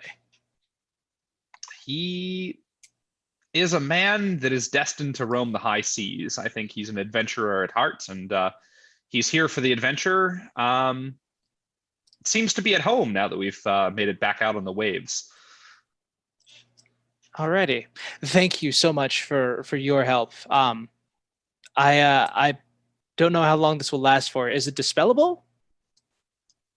Yes, it is. If that's the end of our conversation, we'll go ahead and end this here. Understood. Do you keep it up after you say that? I would like to keep. I'd like to keep my side up at least. Okay. So as yes, Mr. Eros. While considering that I was watching her check everybody, and so I wanted to use the crystal ball and have start scrying to do mind reading, because I want to see what she thinks of us since she's been with us for 2 weeks. Hold on, the crystal ball cannot mind read. It's a scrying spell only, right? It says the following crystal ball. Legend. My bad. The crystal. There you go. Yeah. My bad. I misread that. You can see. Oh, I can see a particular. Never mind. Scrying just means I can see things. Correct. Got it. Never mind. I will say that you can use the spell in the hope that you would hear something, but he actually keeps it quiet. So that in itself is telling as well. But after a certain amount of time, you guys do reach the Azure Bay and finally make landfall. The ship docks. You are rowed out to the shores. And Nora kind of stands on the shores of this area with the water still kind of coming up in small little drips and drabs of waves. And she just... You smell that, boys? That's the smell of a story. Smell of adventure. Smell of a place that no one else has ever smelled before. It's the smell, I dare say, is going to be brand new to anyone who smells it. No, that's not dead guy. Yeah, I don't know. I point down. You're a writer, right? Glancing at Eros. Yes, but I'm not a speaker. Clearly, the words work better when I've seen it and I've had some time to process. Let's go. Before we head off, I'm gonna distribute some of my potions. I'm gonna go over to Hogan. Ooh. And hold on, where is this thing? Okay, here we go. Hogan, I'm gonna give you this flask of ale. It'll make you feel bolder, more so than you already are. Than you are. Can I roll insight to see if this is just like his regular ale he tries to fucking shove off on people? 100%. Go ahead and make a persuasion check for me, also, Lumen. Number. But I'm not.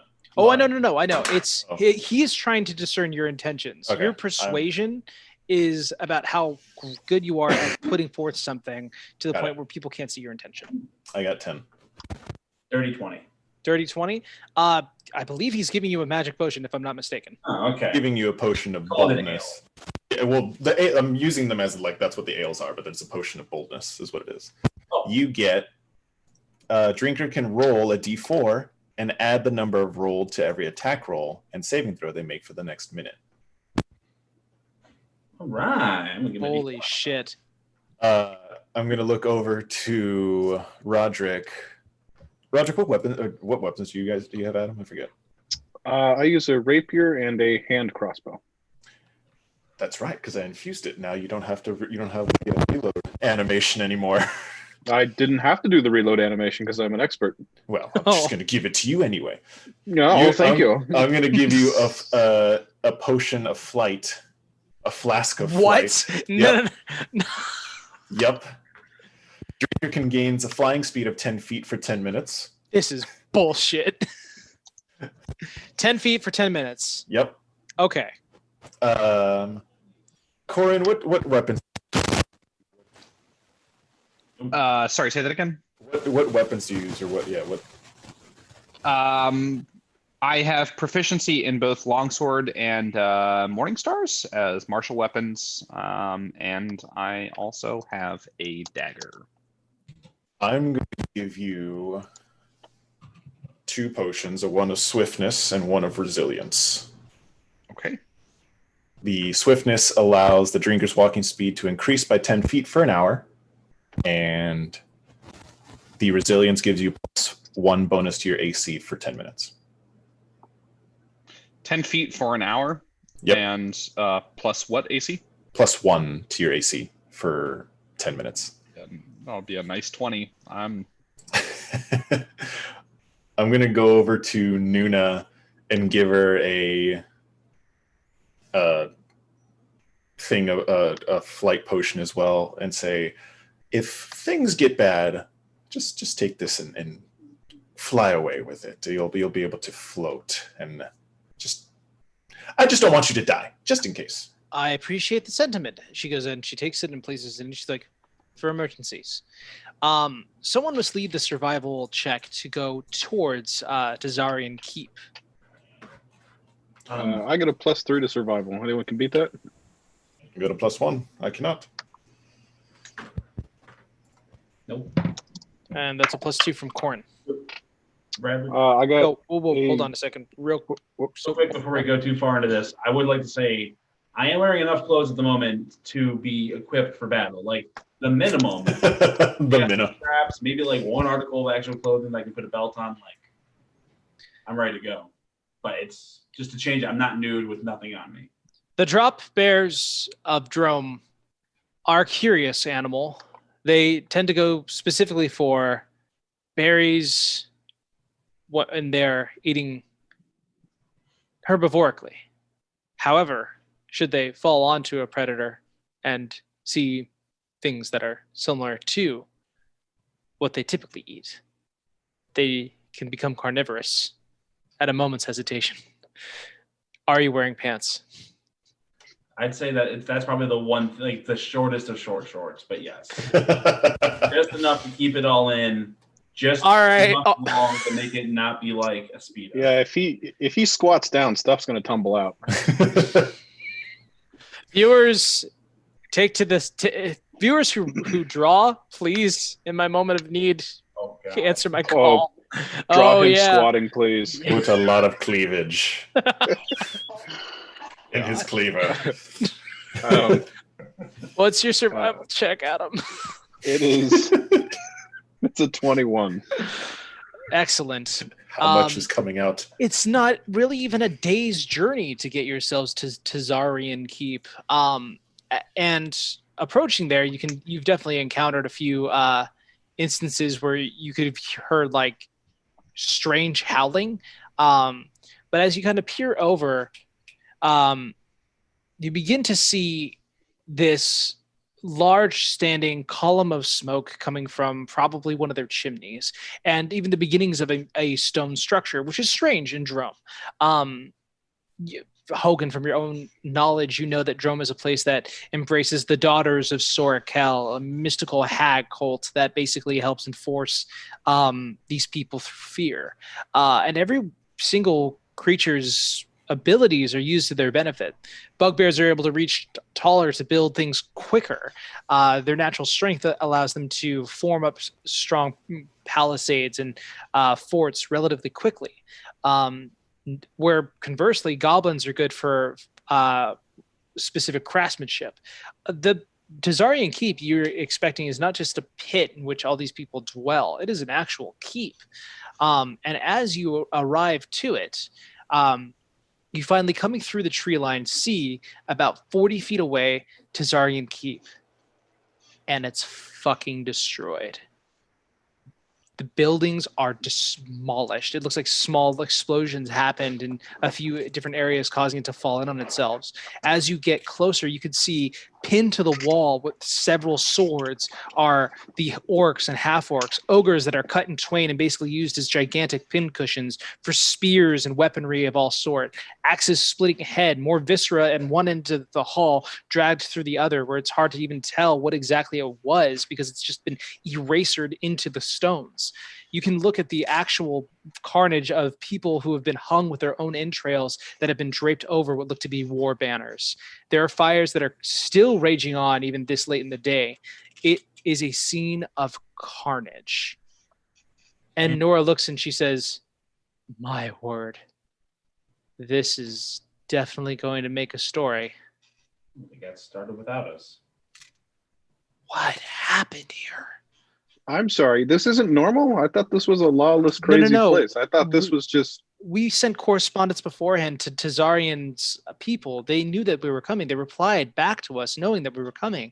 You guys were the safety measure to make sure that, nothing happened along the way from the boat to here, and that nothing here happened either. But this is not normal. This had a grouping of almost 100 humanoids walking about. By the hosts, they're all dead. Mr. Eros first. I want to do a survival check to see if I can tell how long they've been dead. That would be a medicine check. I'll allow it. Okay. While he's rolling that, Mr. Roderick? I wanted to do perception and then a survival. So perception to see if there's anything interesting around, and then survival to see if I can see footprints of maybe what may have caused this. Okay. Go ahead and make your perception check. Mr. Eros, what did you end up getting? 13. 13. Given by the rate of which flies have basically started to nest inside of the bodies, you can tell that this attack happened probably within under a day at the most. Perception check from Mr. Roderick. 16. Looking around at the things that are interesting, there are a few intact areas, and noticeably a 3-story building that looks to have its stairs on the outside of it. It is missing a few planks in between, but it seems to be one of the more untouched areas of this particular place. Besides the various viscera that are strewn about this area, you see drag marks in almost every particular direction, which your survival check will help you determine where people were being dragged to. 10 for survival. It's hard to determine the direction of origin to final destination, although the clumps of dead bodies usually indicate where something ended up. Looking around, there's more information than you really know what to do with. But it all looks as though, when you kind of look at it, what seems to be apparent is that the fighting took place in a specific area that moved around, meaning that there were groups of people who died almost in lines around a certain almost path that led in and out of this keep. You can't really discern where the direction where the fighting finally stopped, but you can definitely almost kind of put together like the steps of like where you could go based off of what's strewn about. In this moment, Hogan and Corin, what are you guys doing? Go ahead. I guess just kind of looking just trying to see where all could have. I don't know, just trying to make sense of it all, because this is not the scene that I at any point expected, even with my greatest fantasy. This is too much, even for me. So I'm trying to take stock of just what I can piece together for what may have happened myself. Gotcha. Go ahead and make an investigation check. I'm rolling good tonight. Okay. 14. I got you right after Corn, Mr. Eros. You said a 14. Yes. You go in to inspect the corpse of an ogre, a large, burly, fat gentleman who looks like his death came in the form of multiple daggers. It looks like they were even stacked, strangely, with 4 going into his face, 2 that are in his eyes, and 2 more that have entered into his brain, with about 3 to 4 more kind of trailing back. It looks like it was just a huge spurt. And when you think about that, it seems weird. It's almost as if someone bundled together knives, then threw them at this person at a velocity in which would push him back, this considerable beast, against a wall for him to slide down and die. And it kind of makes you think, and inspecting the daggers themselves, there's not signs of making. It looks as though there's no like handle separated from the blade, that it is all a singular piece of material fully formed and maybe chiseled out. Corin, you had a thing you wanted to do. Yeah, I am with Hogan on this one. I just want to kind of, at least with a hand on my sword, kind of stroll around and see if there's any survivors or anything that can indicate what exactly went down here. This field of blood is not what I was expecting. Sure. Perception, go ahead and make it. Mr. Eros, you wanted to do a thing as well. To look over to the group, it looks like these things have been dead for at least a day. And Roderick, you mentioned that there was a trail that these were following, or that there seemed to be a trail that looks like they were dragged and maybe piled up. It sort of looks indiscriminate, but I mean, it's odd that 3-story house over there is relatively unhit as opposed to everything else around here. I'm gonna take a flight potion and kind of look for a bird's eye view and look down and see if I can see anything. You begin to slowly rise into the air, as is as is the ability that is granted to you. It's a strange sensation to be filled with all this, almost like this light feeling of like, when you go down a roller coaster and your stomach kind of falls up. It's a similar kind of sensation as you rise into the air, and you have a pretty good view of what's happening here. Go ahead and make a perception check as well. Do it with advantage. Mr. Corin, you also made one right before we got into this. That was a 1. A 1.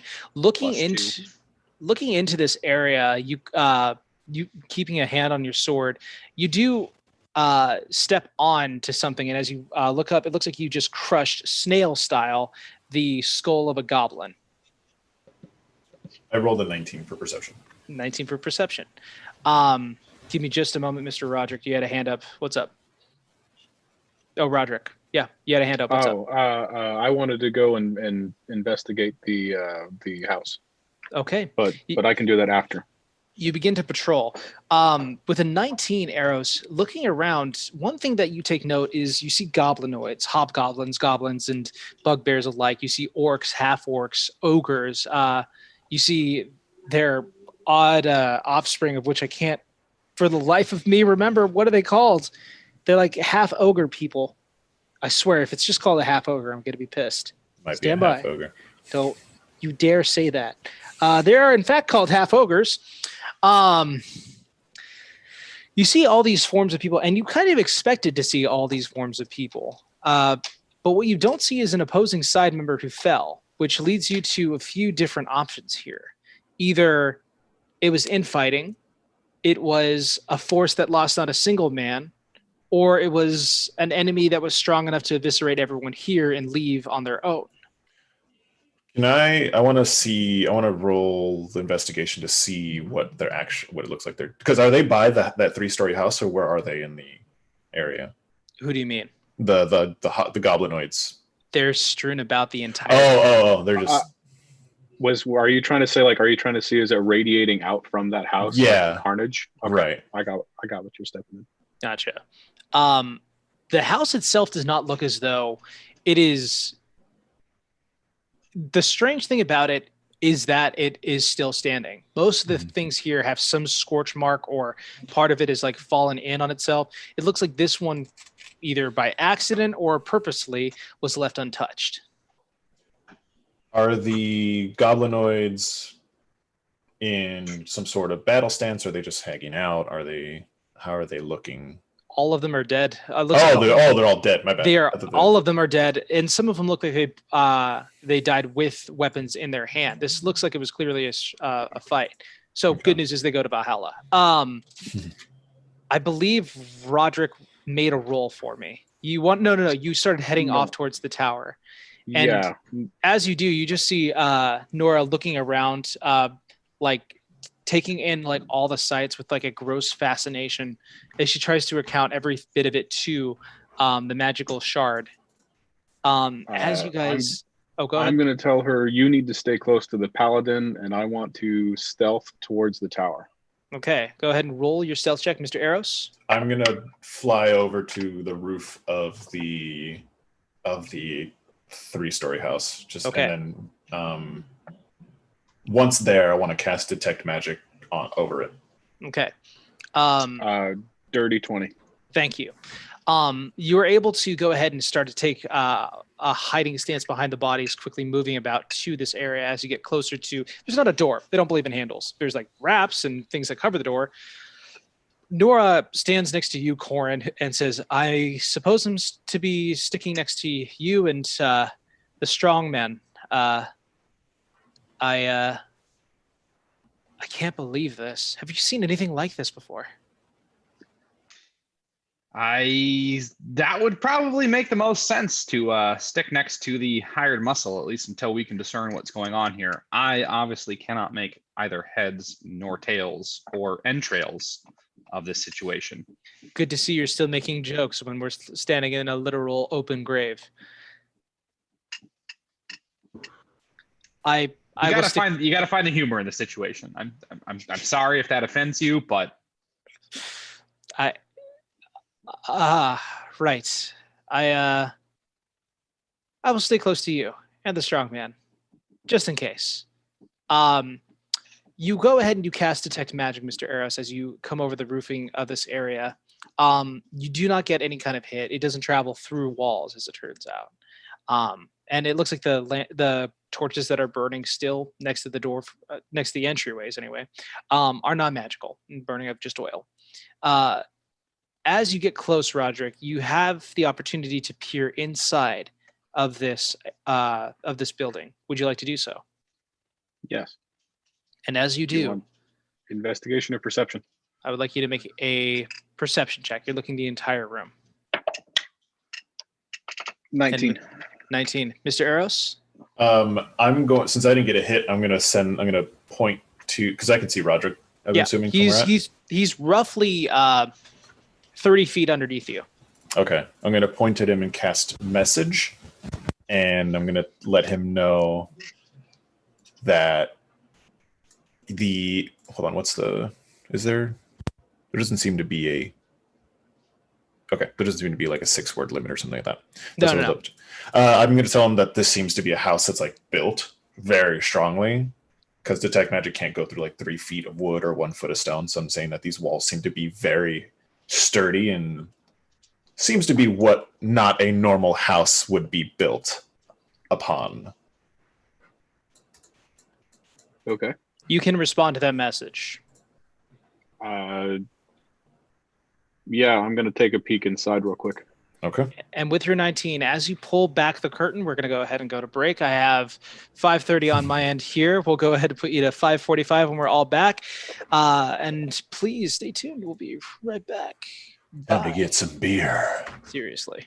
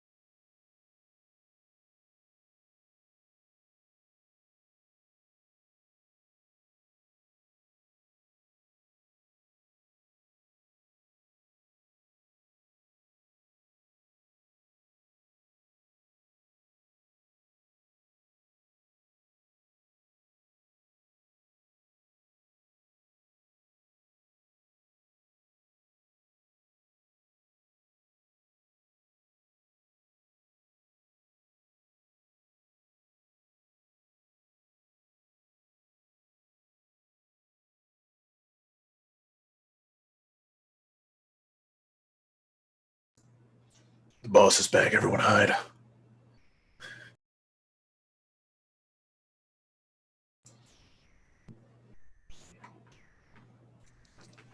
Hey, Illumin.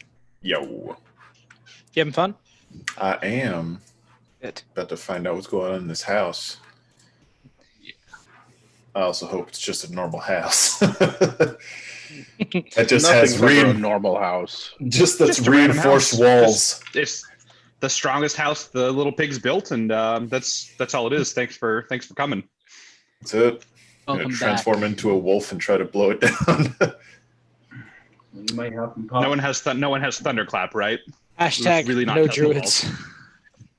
Please don't knock down my only standing tower. I worked so hard on it. No, you didn't.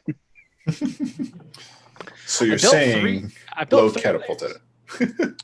No! You can do whatever you want. As you pull back the curtain, Roderick, you see inside this area a modest living area where there are swords upon the walls, although it looks like there are spots where several more may lay. It looks like when the call was made out, several of the monsters here grabbed their weapons to rush out, and only a few small, ill-managed weapons remained. You see a table with seats of all different sizes, most of them made out of the stumps of trees. You see different areas and doors, 2 different doors on one side, and then a staircase towards the back that leads up and outside and around the tower to the next level. There's a table in the center of the room. Most notably, from your check, you're able to see bloodied footprints of a large-sized creature. Go ahead and make a nature check for me, by the way, Mr. Roderick. Natural 20. Natural 20. This is, without a doubt, the size of an ogre's foot. Bigfoot. Fuck. I'll look up at Eros, right? Mm-hmm. Okay, I'll look up and I'll since I can't message you back, I'll gesture that this first floor is clear, and then I'll point up. Considering you're flying, maybe you can look in a window. Has 10 minutes passed? I'm assuming. No. You are reaching probably the 8th or 9th minute, so you're getting the tug, the slight feeling of it's time to land. Okay, I'm going to take another flight potion and look into the second level. First, the third level window, and then second level window, if there are some. Okay, so you're going to the first level first, or the Third third level? level. Third level. Third level first. Looking inside it, you make me an investigation check. 15. 15. From what you can see in here, there are 2 ogres who are lying down on their face. Although the rising of their backs appear that they are living in the top of this tower. Okay. Do I see anything else in the room? It looks like this is an area for beds, so there are pillows underneath that are made out of just like, it looks like the insides of an animal that's been stuffed with something soft. This looks to be just an area for people to catch their rest and then take an early watch. This is acting as kind of like the sentry for the entirety of the keep. Okay. I'm going to float down a little more and check the second level. The second level, you see, go ahead and make an investigation check once more. 18. Peering through, you see another ogre, a large gentleman, who seems to be just with axe in hand, like waiting next to the staircases as it leads up from the outside. Mm-hmm. But his attention is focused on the entryway, which is not the window that you're looking through. So he's yet not seen you. I'm going to I'm going to point over to Hogan and use message and say that there are 3 ogres in this building, and one is on the second level. It's just facing the other wall. They're just like kind of like holding guard is what it looks like. Yeah, the second level one just looks like they're winding up to hit something that walks through the door. Okay. Looks like they're holding guard, trying to wait for the door, and there's 2 more. Looks like they are sleeping up on the third level. And then I'm going to have here, I'm going to have everybody fly up to these windows, and we're just going to shoot this one in the back, I assume, is what I think we should do. Hey, Hogan? how sure are we that these aren't people that just got holed up and were defending themselves from whatever attacked this place? It's like, That's what I was thinking. yeah, which is incredible for my intelligence rating. The child knows now. I'm gonna look down. I'm gonna be. Eros will scratch his chin. Oh, it's a good point. I'm gonna float down. Roderick, do you think these are bad ogres or good ogres? I mean, we had this moral discussion not 2 weeks ago if we're the bad guys or the good guys. Seeing as, can you mind link, or can any of us do a mind link? I mean, maybe I can message over to them. Corin raises his hand. Okay. Can you maybe probe one of them, or see if they have any hostile intentions? Because I mean, who knows? I mean, if they may be the ones. I mean, there was a big bloody footprint in there. Maybe he's injured and they're holding up in the tower. And I mean, I'd hate to go in there and bust them. I'm gonna Understandable. I'm gonna flip back up and point and message over to Corin. We're gonna need your mind link. How comfortable are you being inside the head of an ogre? It's not the first or the last time that this will happen, but we've only got one shot at this. Which one would you like me to speak with? The awake ones, or would you like me to terrorize the one in the dream state? I never thought about Options. I say, do they know when they're mind linked with you, or is that just? I believe that they. Let's see here. It's part of the Kalishtar thing, so he can. It's like telepathy. When it happens, they just hear like the thoughts in your head. I can speak to them, or I can allow them to open a channel of communication back. Got it. So as an action, you're speaking telepathically to a creature. You can give that creature the ability to speak telepathically with you for the next hour or until you end the effect. So this can be a broadcast to one, or we can attempt to negotiate Trieste. Well, they're ogres. I don't know how smart they are. I'd say we'd go maybe check the sleeping ones, but I don't know if you're just going to get into a wet dream of an ogre, and I don't know if any of us are ready for that. We could go to so maybe the awake one for your own sanity? Perhaps. All right. I guess I would like to go ahead and I'm gonna throw a mind link up to the ogre that was standing guard and attempt to communicate with him. I'm going to hand over a flight potion and have him float with me if he drinks it. I will go ahead and quaff that potion, and since it does look like I need to be within real quick, is there roof access? Yeah, there is access from the top because the stairs go around the outside of it. So you could do so. You need to be within 40 feet of that ogre, but you can absolutely do so. I'm going to open up. Can you two guys carry me up? And put me I'm going to open up the coat. Everyone has one now. I have enough for everyone. This is such bullshit. Artificer is broken. Potions. Wizards of the West Coast. Wizards of the Sword Coast. This is plea. This is the RN Jesus hearing my prayers. Come with me, my angels, as we float. Perhaps maybe the barge trip should not have been as long. Fucking hell. Okay.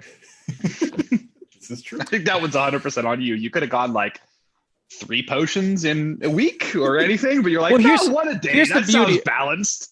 Here's the thing. He has them, and I thought, you know what?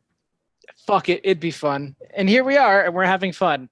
So as you float up to the second story of this building, and you peer in through the door, Roderick is floating alongside you. Just so you know, yeah, Sir DM, all flight potions have been used. So all flights All flights are now canceled. Well, does that include the one you already gave me? I used one, so I had 5. I used one. Okay. Yeah. Or no, I was still using the same one. Sorry, I gave one to Nora. She has one. Okay. And we have 4 left, which I'm giving the rest to you guys. Okay.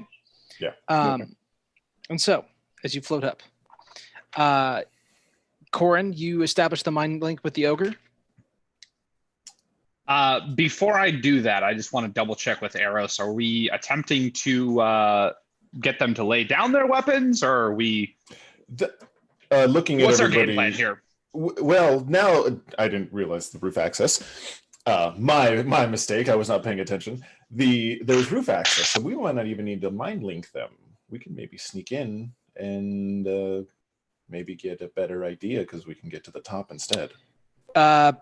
Real quick, Lumen. Yeah. Creating an experimental elixir requires you to have alchemical supplies on your person, check, and any elixir you create with this feature lasts until it is drunk or until the end of your next long rest. Which means you can produce 1 per day. Because every time you take a long rest... Yeah. So you said 2 weeks, which is why you said 14. Right. But it's saying this feature, any elixir you create with this feature lasts until it is drunk or until you sleep. So the effects of these things, they're all just normal beverages now. So I'm like, that's crazy that he can make all these potions. It was bugging me for a second there. I'm like, he's got 14 potions and there's nothing I can do about it. You can make 1 per day. We can say that the flight one is what you used and what you were able to, because it was the one you made the most plentiful of. Mm-hmm. Everyone use their imagination. Imagine that you're floating to the 2nd story window with me, to the roof, as they say. I will absolutely allow you to carry Corin up with you to that area at the end of your last, at the last of the use of your potion in order to make this mind link happen. Okay. Are you really going to make me delete my potion of resilience? I am. I apologize. My AC class was about to be lit. Artificer is a new class for everyone. Everyone learned something here, and what we learned is that life is disappointing. But we've all learned this lesson before. We're just being reminded of it.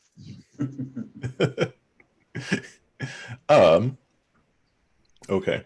I'm going to tie. And then let me double check that I got my rope with me.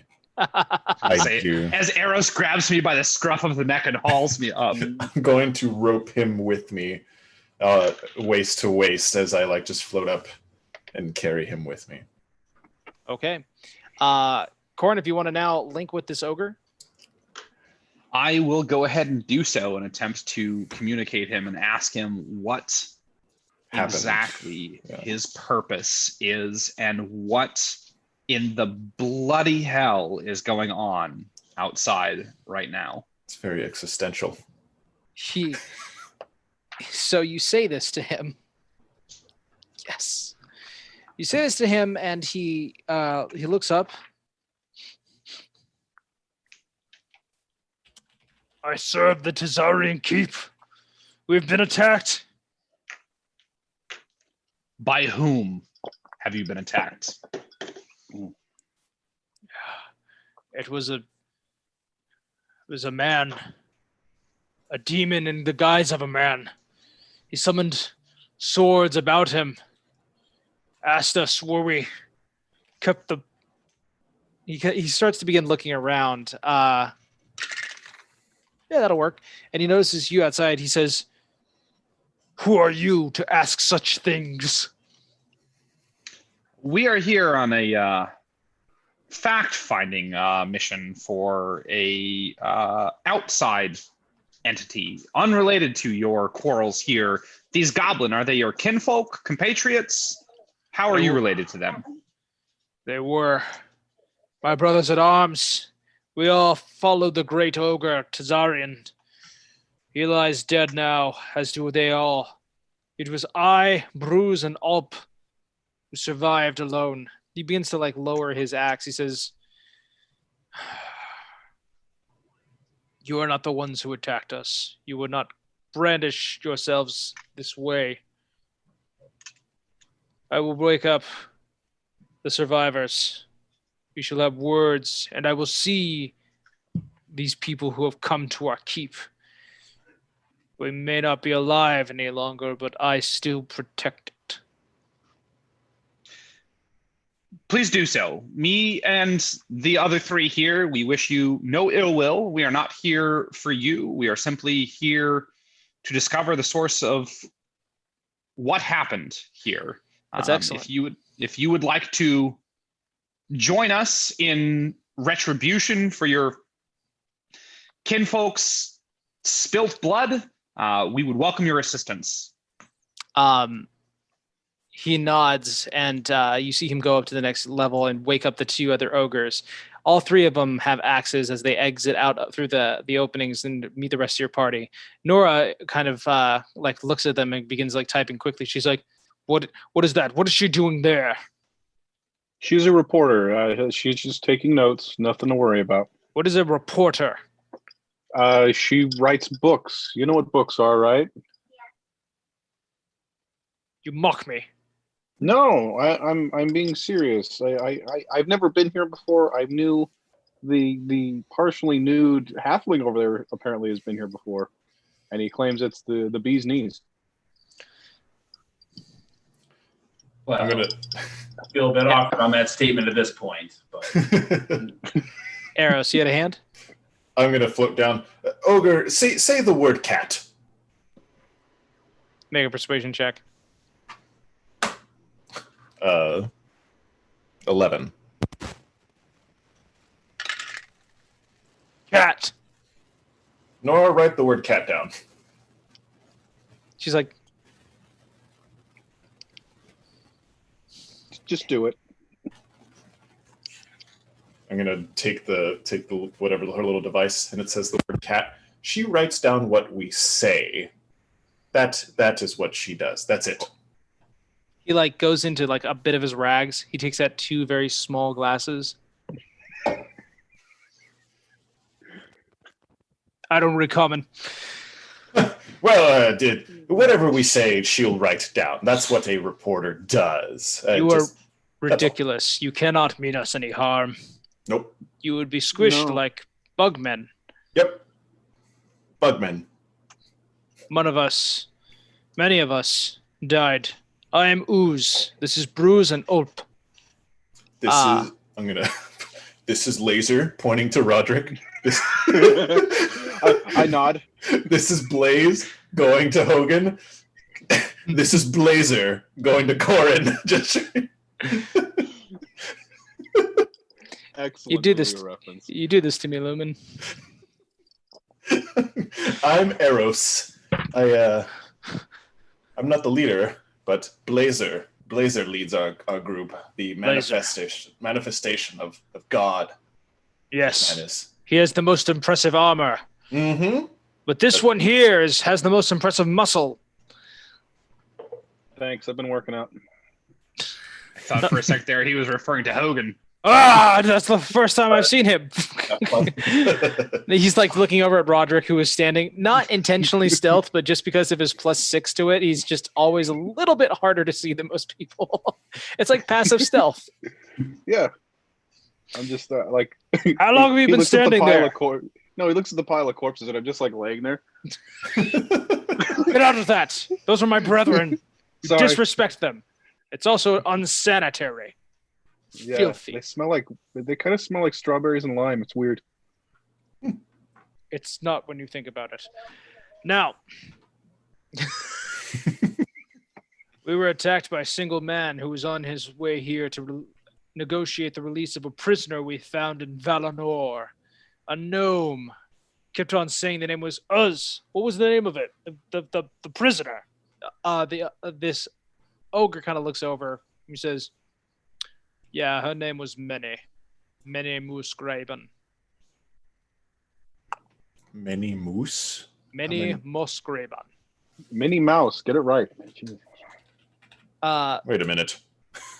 Ooze kind of looks over. He says, "Many Musgraben is gnome, small person. Found her here said she could make weapons of war, but when she asked, she started building something we have never seen before, nothing that a single orc or ogre could wield with their own bare hands. Is she still with? No. That is when the man came. He demanded the release of many, a scion of his kin, a member of his clan. It's difficult to say. Tzaryan himself refused the man 3 times and said he would be thrown out. And then the man changed form. He swelled with darkness. Swords appeared at his side and came from his very flesh and struck down each man as they can, just strike him. They were obliterated as though there was a whirlwind of metal and screams. Oh, that'd be the name of a great band. Ooh. A sword NATO? Ooh, I like that even better. Yes. I would like to do an Arcana check to see if there's leftover magic from this sword NATO wizard. Sure, go ahead and make an Arcana check. 14. 14. With this inquiry, I would like Corin to also make a religious check. 14 will get you that whatever spells were cast have either long since disappeared. But if it were like something like spiritual guardians, which sounds similar to the effect of this that clerical magic uses, well, the knives and the swords would all disappear, but they're actually fully formed. What was your religious check, Mr. I got a Sir? 2. I got 2. I'm 2. Well, No expert in religions outside of my own, apparently. the magic here is outside of your realm of knowledge.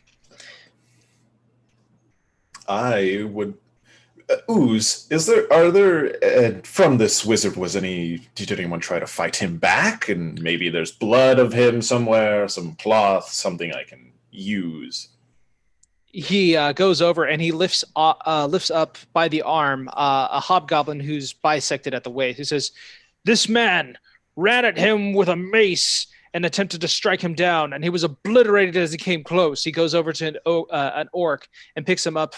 You notice that it's just the top part of him from like the jaw up. He says, "This orc tried to jump from a palisade and onto him with a sword.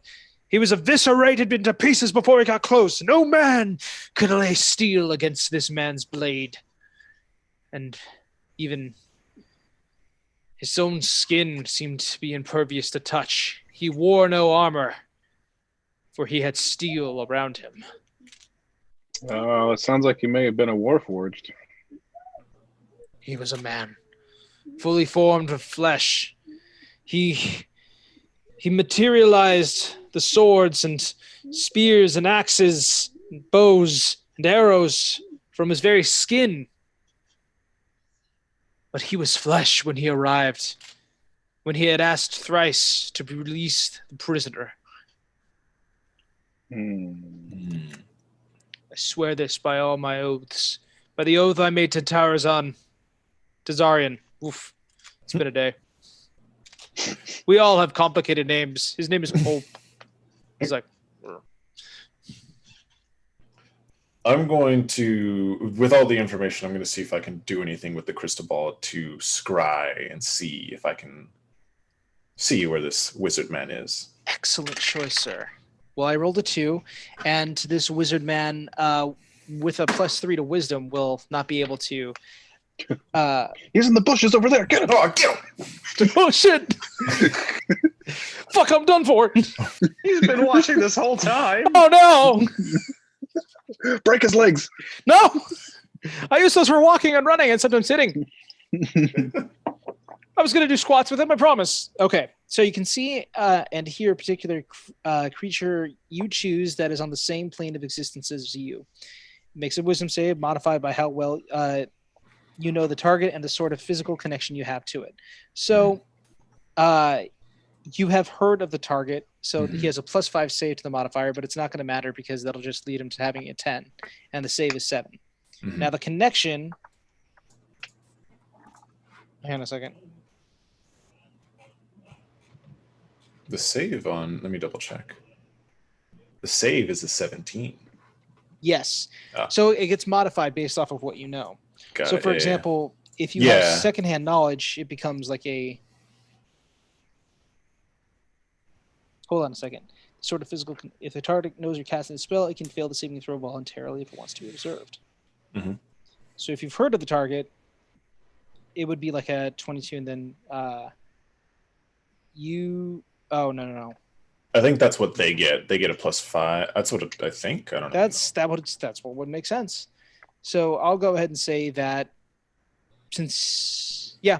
either way, he rolled a 2. You're going to see this guy.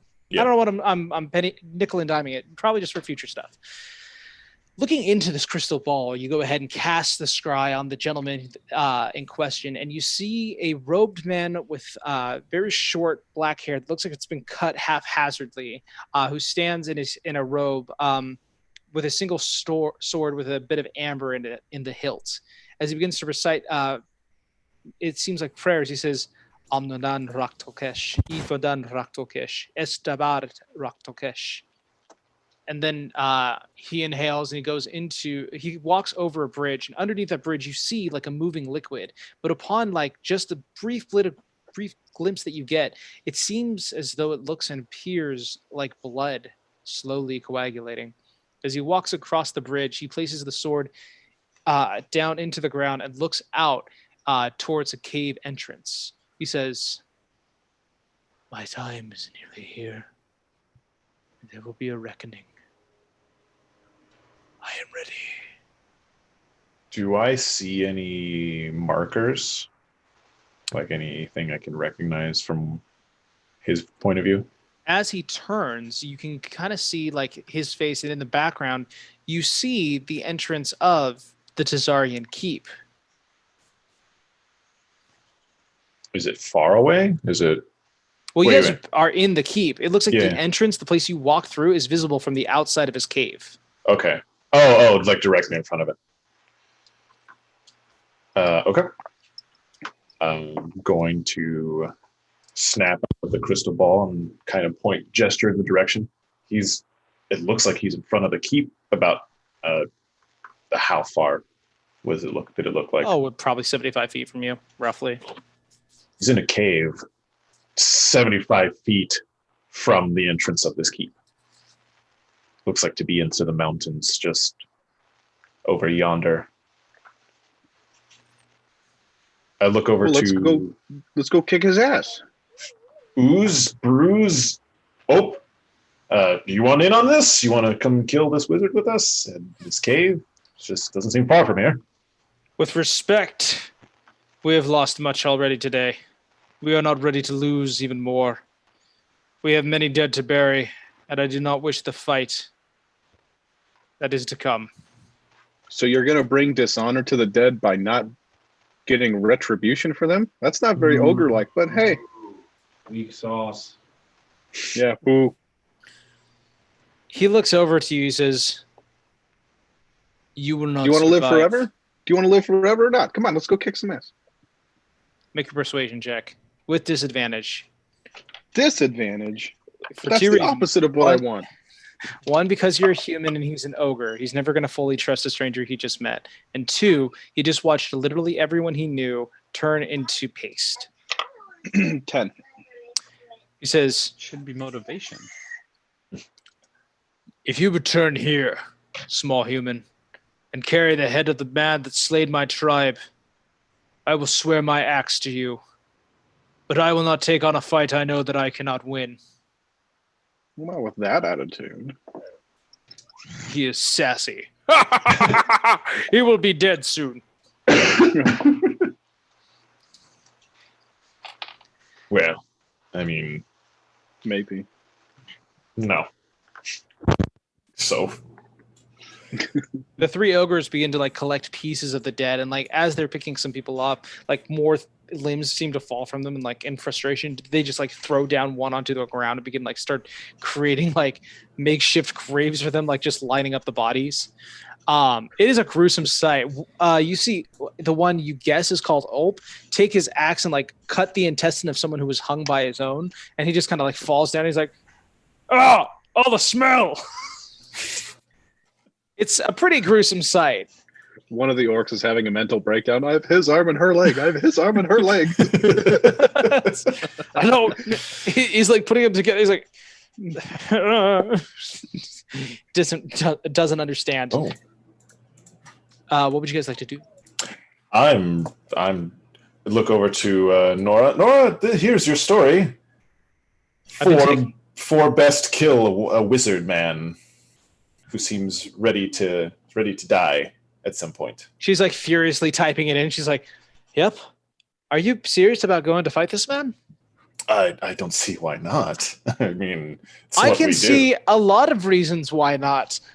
There's literally no one left standing except for 3 guys who hid. He's like, "We fought, not for long." I think your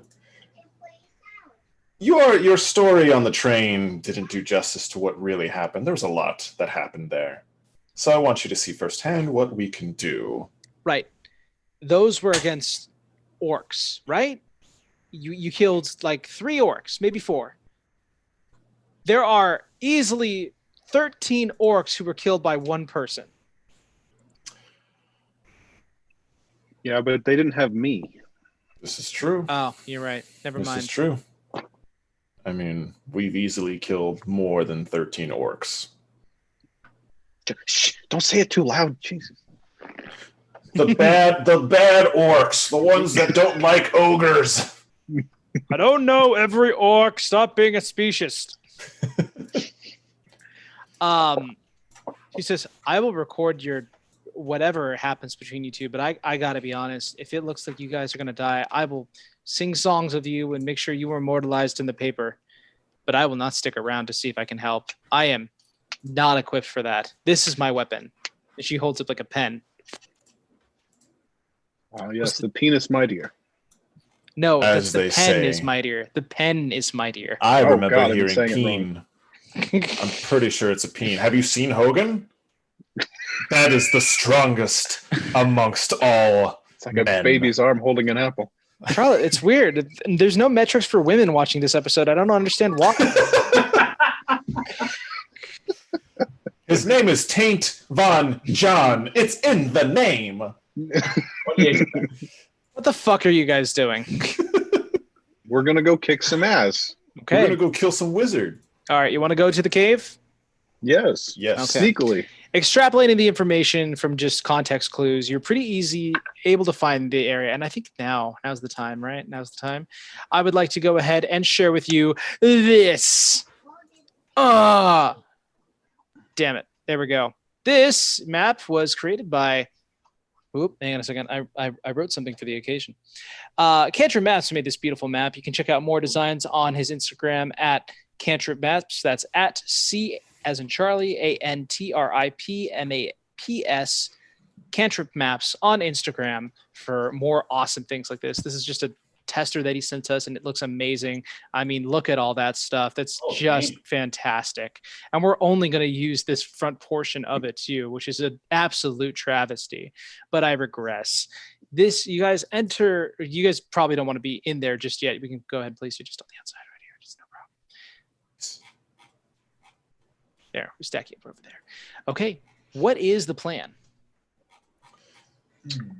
I'm going to sneak in there, get behind him, and then when he least expects it, reach around and grab him.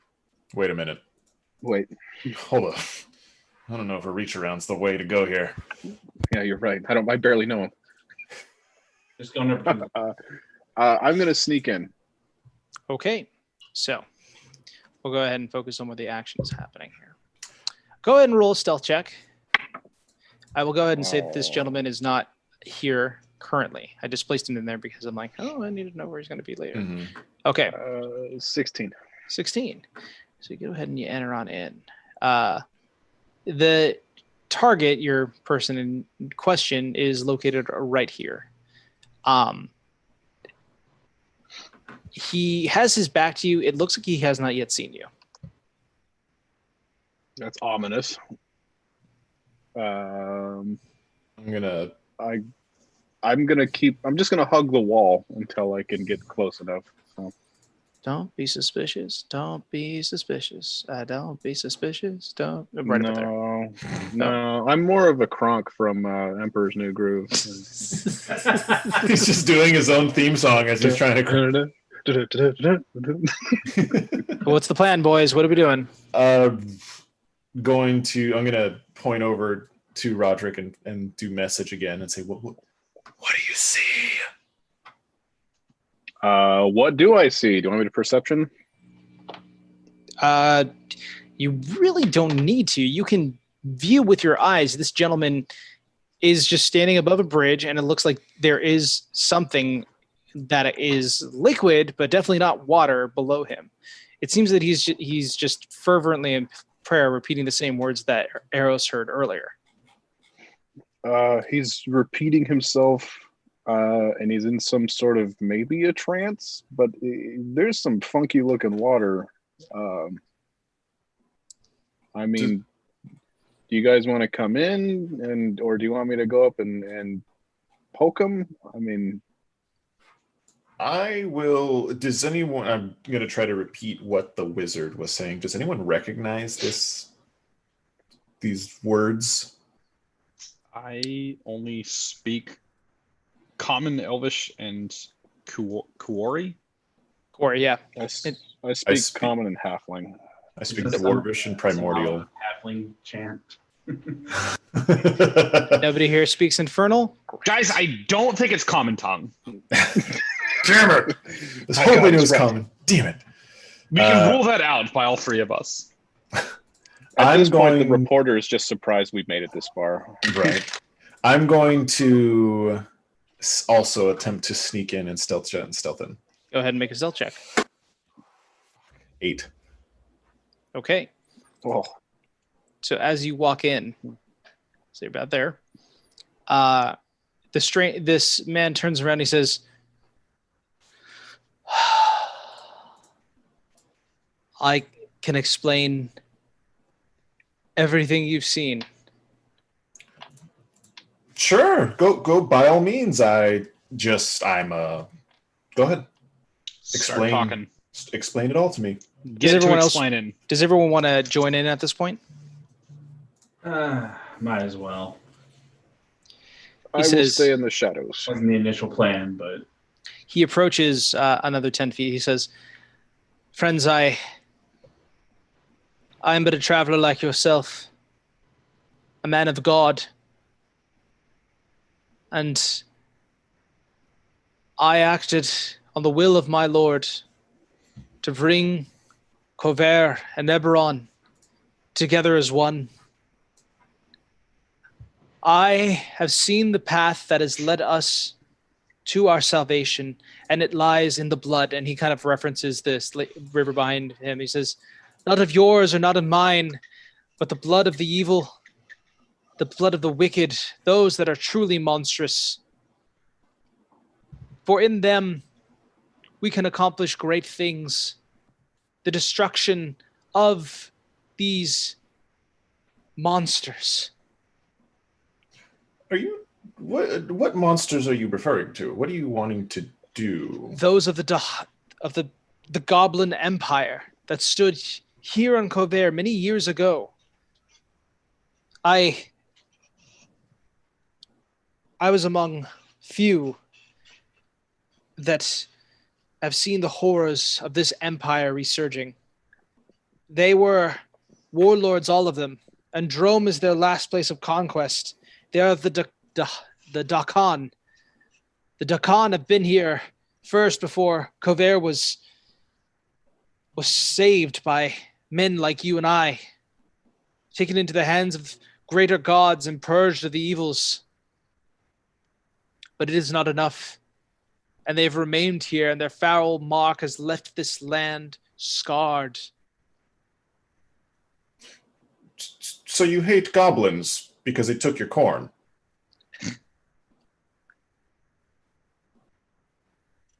You do not. I want to know. You want to unify your gods and the land. No, not the gods. One God. Sure, overlord of the land, Rak Tolkesh. Sure, you want to rock out with your god out, and you want to unify that with the land. And what is that supposed to do? Kovera has been at war for so many years. We've had a false peace for 10. And yet empires continue to struggle against each other. They continue to plot against one another. And that is only possible because they believe themselves to be the enemies. But no, I say, if they were to unite against the one true enemy, if we had a war of purpose, a war that saved this nation by uniting it against the common enemy of the Dakan, we will all experience salvation. And the true enemy of the Dakan are goblins? The Dakan are goblins. They are one and the same. The Dakan Empire is made of monsters that roamed this continent before humanoids, humans, elves, many of them came to this land. The Dakan were purged back into hiding holes, and Drome became a place in which they had thrived to its lawlessness. You see how they live. They're beasts of war, prepared to do war. And they had kidnapped a member of my flock who I had gone in. So you're just getting your boy back. I have gotten her back, yes. And she is on her way back to Sharn to complete her work on a larger scale. What's your friend's name? Just so maybe we can assist if we happen to run into her. Make a deception check. Why do I get bad rolls? I hate this. I get an 8. You are not my ally. I can see it in your eyes. You do not believe what I am saying. You are here to kill me. You are here to bring me my end. And Rak Tolkesh will be praised in the name of the blood that is shed here today. And that sword, and he points to this area right here, is like, it shall be filled with the blood of the monsters that were killed here last night.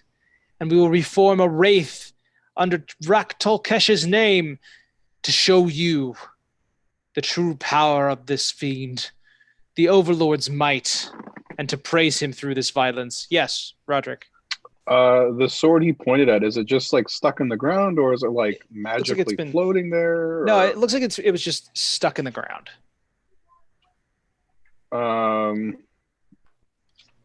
Can Eros, can he see me? He knows I'm in here, but I would think so, because I did message to you a while ago. True, but it doesn't necessarily mean you need to know where he is. What's your passive perception? My passive perception is 13. The double-edged sword of stealth means that he is still hidden from you. Okay. How distracted monologuing is this guy with Eros? Relatively. He doesn't seem to have taken notice of you.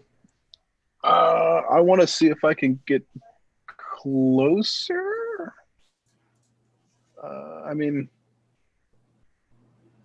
So you can get about.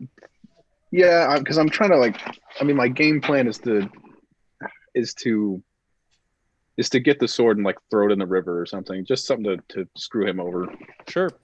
You walk up to him and you see this priest raising his hand and slowly turning it into a fist. He says, I am Iman, follower of Rak Tolkesh.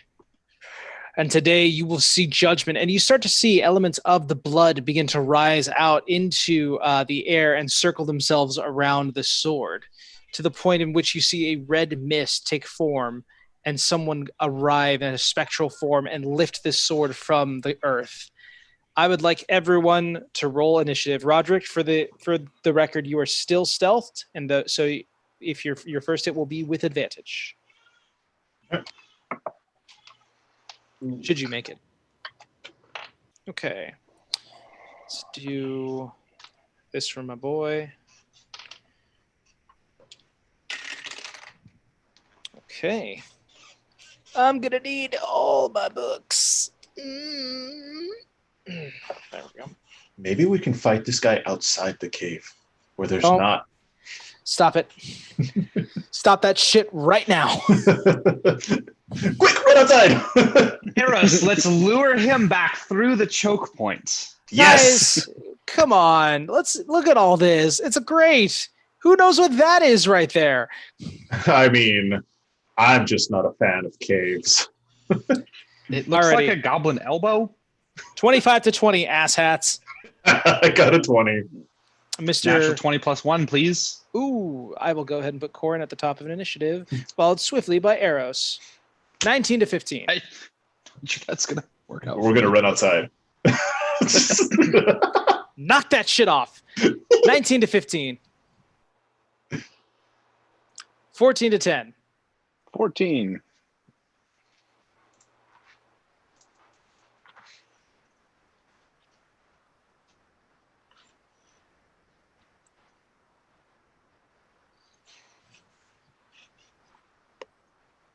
Sorry, just writing down things real quick.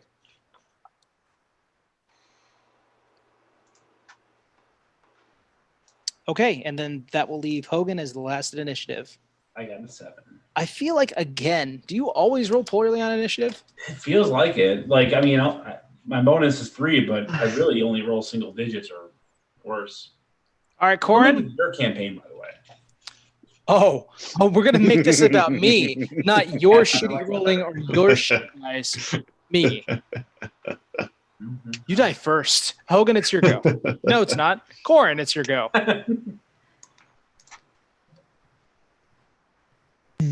Let's see here. I would like to go ahead and Run outside. It's a very strong contender. So Roderick is currently hidden, is that correct? That is correct. Okay. Which leaves me with Mr. Hogan Von Taint and Eros. And Eros nearby. Mm. Which of you two has a lower AC? I point over to Hogan. Hogan's way stronger than I am. Yeah, it's. I don't worry about me, buddy. I would like to go ahead, I think, and imbue Eros with protection from evil. Okay. Now, protection from evil just makes what happened here? Several benefits. Creatures such as aberrations, celestials, elementals, fey, fiends, and undead have disadvantage on attack rolls against the target. So against Hogan, I have disadvantage if I'm one of those. Against Eros. Oh, against Eros. Delightful. Okay.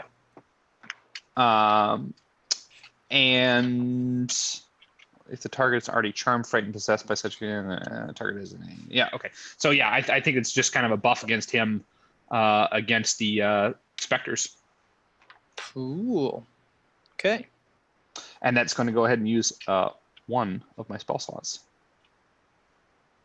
Okay.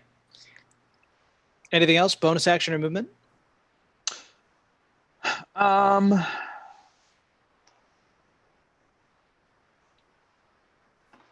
Is a cantrip a bonus slot or a bonus action, or is that an action? Cantrip can be a bonus action. So with spell casting, you can cast 2 spells on a turn, but if you put a spell slot into one of them, your next one has to be a cantrip. Yes. So this one would be a cantrip.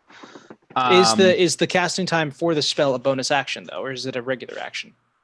It says one action. So then you've used your action to cast a spell. You can't use a spell that requires an action as a bonus action. It's got to specify that it's one bonus action to use.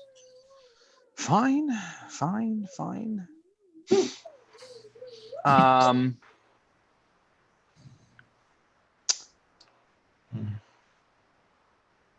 Look, you can run. It's always an option. Not going to run away.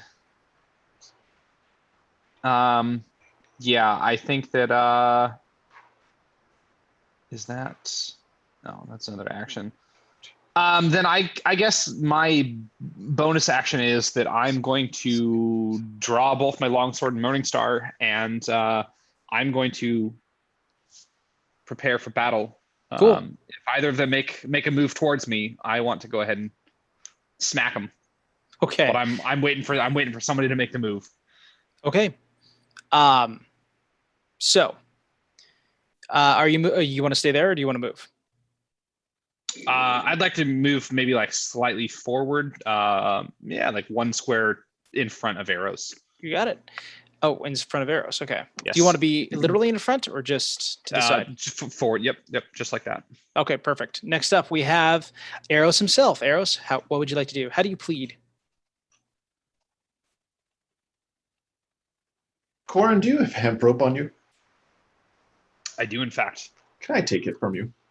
I suppose I will allow that. 50 feet max. All right.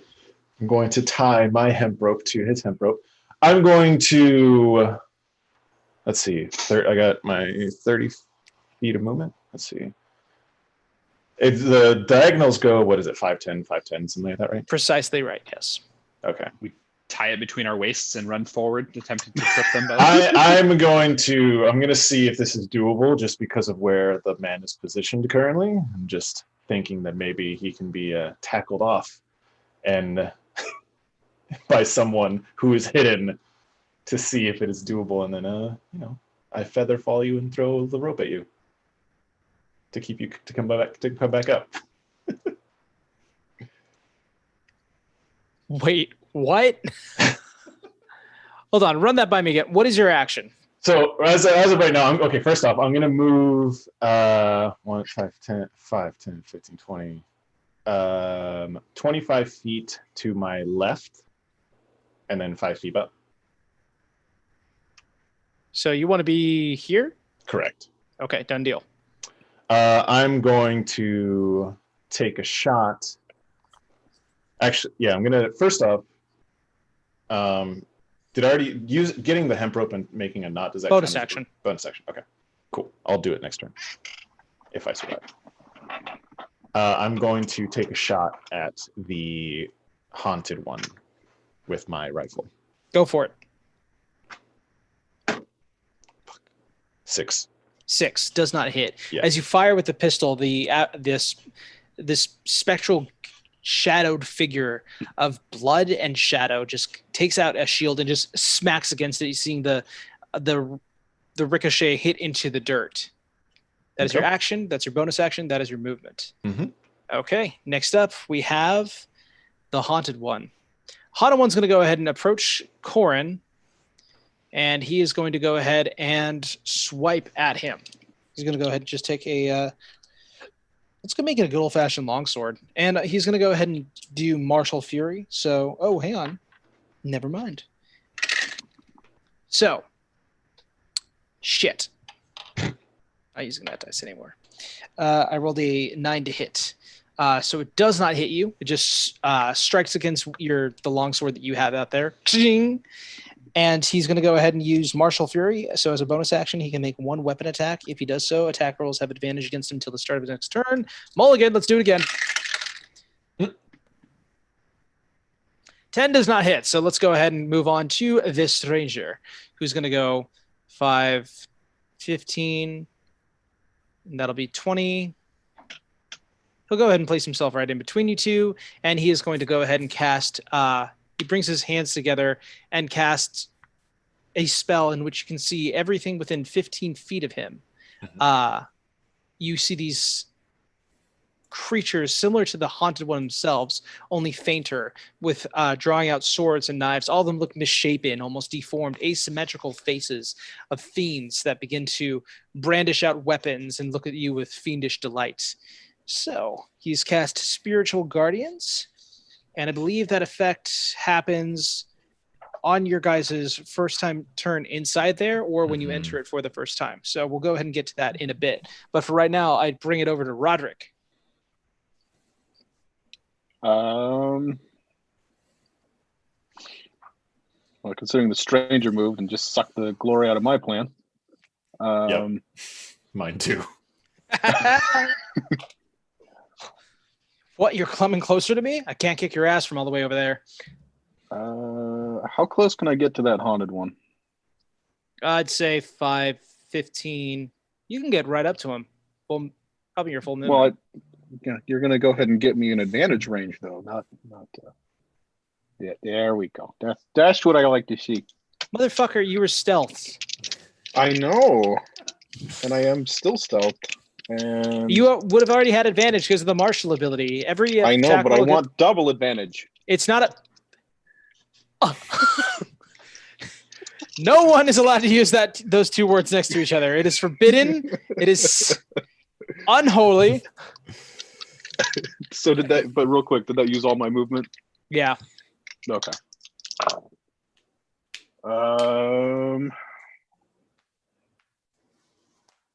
18 to hit.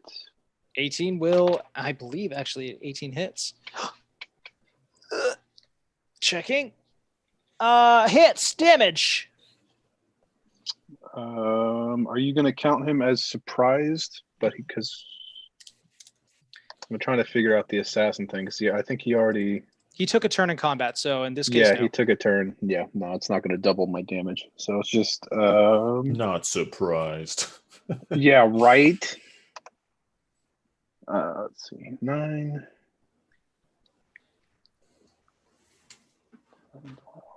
13, 18 damage. 18 damage, reduced to 9. Okay. And my bonus action is to fire my crossbow into him. Go for it.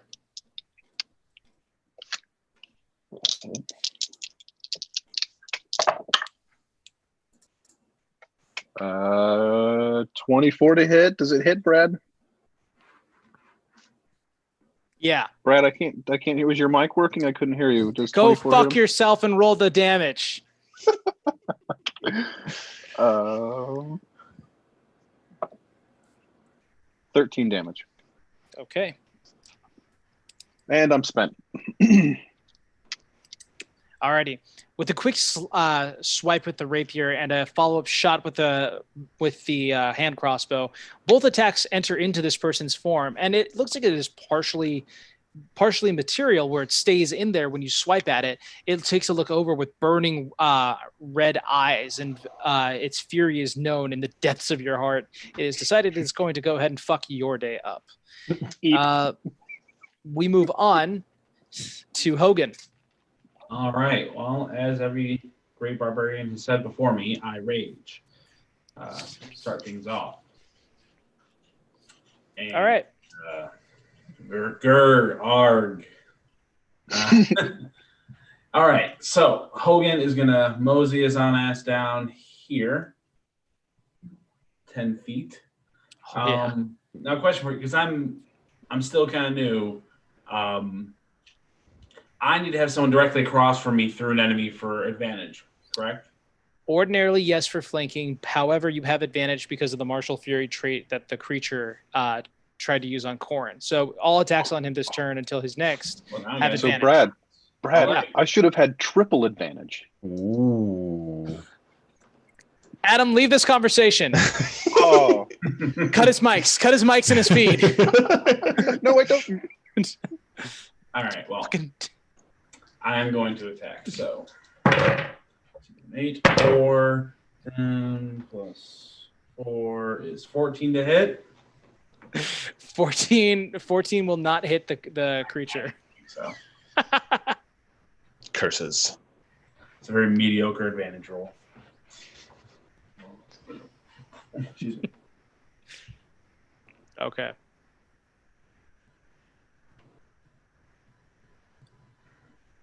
Anything else? Bonus action movement? That's it?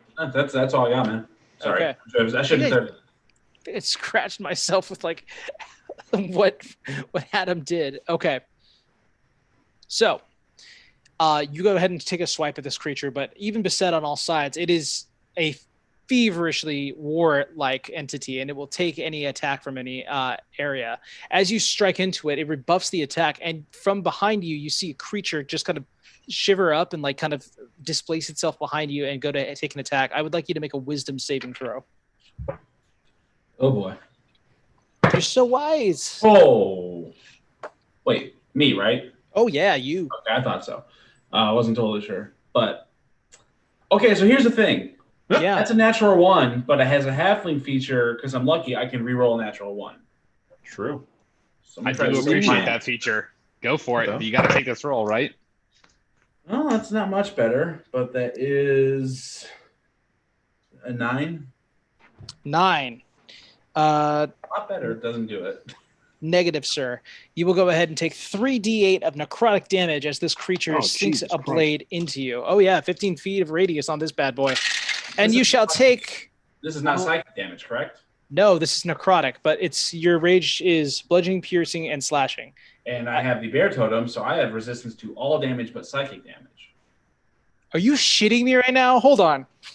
Brad, I think you shut off my camera. I can't see myself. Oh, fuck. I think I meant to do that to Adam. Holy shit. I meant to... Wow. Oh, no, not Lumen. I was like, did I do Oh, something? God, no. Hey, Lumen, we'll talk about this in my trailer later. The other two. Damn it. That's what he- we're- Shit. I'm so sorry, Lumen. That was meant for Adam. The damage is, gosh, that threw me. 8. You take 8 total necrotic damage if you take half. Hang on. I'm going to hang on really quickly. It's not that I don't doubt you. I just want to make sure that for my own edification. He's doubting the sea serpent, boys. Fair. He's doubting the Resistance sea to all serpent. damage except for psychic. The spirit of the bear makes you tough enough to withstand up to any punishment. That's bullshit. Okay. If you look, I didn't I go love with when that the DM's Druid Rock disappointed. that would make me freaking unkillable. It's the power of the sea serpent. Inspiration. The The water bear. Hey, damage is damage, and I'll take it. Next up, we have. Well, that's your action. That's your bonus action. That's your movement. So I'm going to go ahead and go back to Corinne. Corin, damn it, not Corinne. Works for me. I think I am going to Make a wisdom saving throw, actually, real quick, because you're starting your turn in the area of radius. radius sorry. of what? The stranger casts spiritual guardians. Within 15 feet of him, there are these creatures.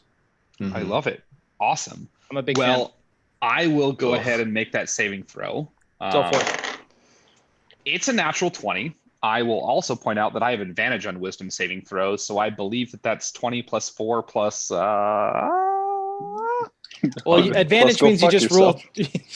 Yeah. Advantage just means you roll twice and take the higher of the two, but you Yeah, can't I'm roll gonna higher go ahead. than I'm gonna go ahead and keep that natural 20 plus 4. All right, so then you get to take half damage, which I rolled shit on anyway. So that'll be 4 points of necrotic damage as this creature swipes at you and pierces through the magical armor, striking you. Oofta. Okay. Okay. All right. Okay. All right. Now you may take your turn. Sorry. Intermission over. And that was the haunted thing.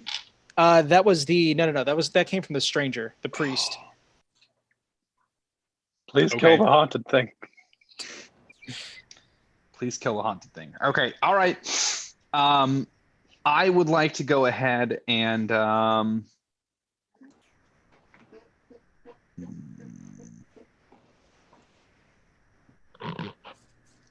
yeah, I'm gonna go ahead and smack at him with the old longsword here real quick. Go for it.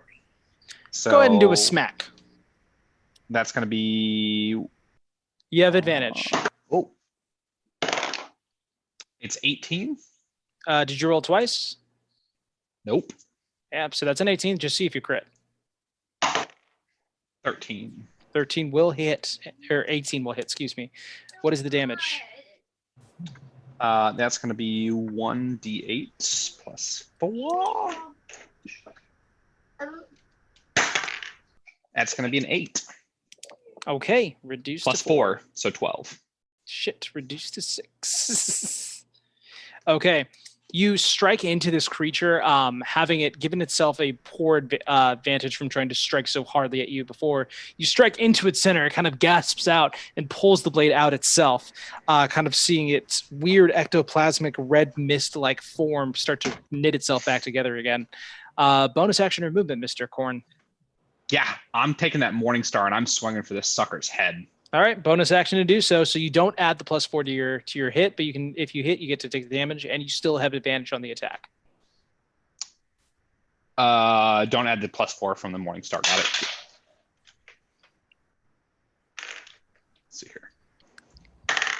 That's going to be a 12. Okay, 12 will not hit. The Morning Star is blocked by the pommel of the or by the crossguard of the sword that this creature is holding, and it just goes wide. Would you like any movement? Any movement for you today, sir? I'm going to go ahead and step maybe 2 squares to his flank. So 2 squares south. Okay. So you want to go here. Gotcha. Alrighty. Next up, we have Eros. Eros, go ahead and make a wisdom saving throw for me. I hate my desk. I hate my keyboard right now. Cool. I got a 10. Well, then you will take the full 11 points of necrotic damage as a creature comes out and strikes against you. Actually, hang on a second. Protection from good and evil. Hang on a second. Because that's still up. Mm-hmm. Corin, you haven't taken any damage, correct? You made me take 4. Go ahead and roll a concentration check for me. Roll a d20 and then add your constitution modifier. Okay. That's 19 plus 3 for 22. Okay, so the spell maintains, no problem. Creatures of those types. Okay, I'm ruling that being that these creatures, so spiritual guardians, the spectral form appears angelic or fey. If you're evil, they appear fiendish. They're not actually spirits. Okay, never mind. So you'll go ahead and take the full damage of 11 necrotic, okay. Mr. Eros. Okay. Sorry, I had to do some weird behind-the-scenes rule lawyering there. Okay, now you may take your turn. Well, I'm going to move 1, 2, 3, 4, 5. I'm going to move 25 feet south and then another 5 feet. Or no, I'm going to move the full 30 feet just up again, or 25 and then 5 to the right. So corner from there. Yeah. Perfect. Gotcha. So now you're outside of the radius. Smart move. I'm going to shoot. I can save myself or I can just try to shoot. He wants to shoot Shoot baby. your shot, buddy. So I think it's only going to really affect Corin, so forgive me on this one. If I use grease, which causes the slick grease covers the ground in a 10-foot square centered on a point within range, and it turns into a difficult terrain for the duration. The duration is 1 minute. When the grease appears, each creature standing in the area must succeed a dexterity saving throw or fall prone. A creature that enters the area or ends its turn there must also succeed a dexterity saving throw or fall prone. If I wanted to do it at the bottom right corner from the stranger, would that hit the stranger and the haunted one? I also think it would hit Corin. Negative. You said it was a 10-foot. Hang on a second. I have it in front of me. 10-foot square, centered around on a point. So that means 5, 10, 15, 20. Like it's a space of 4.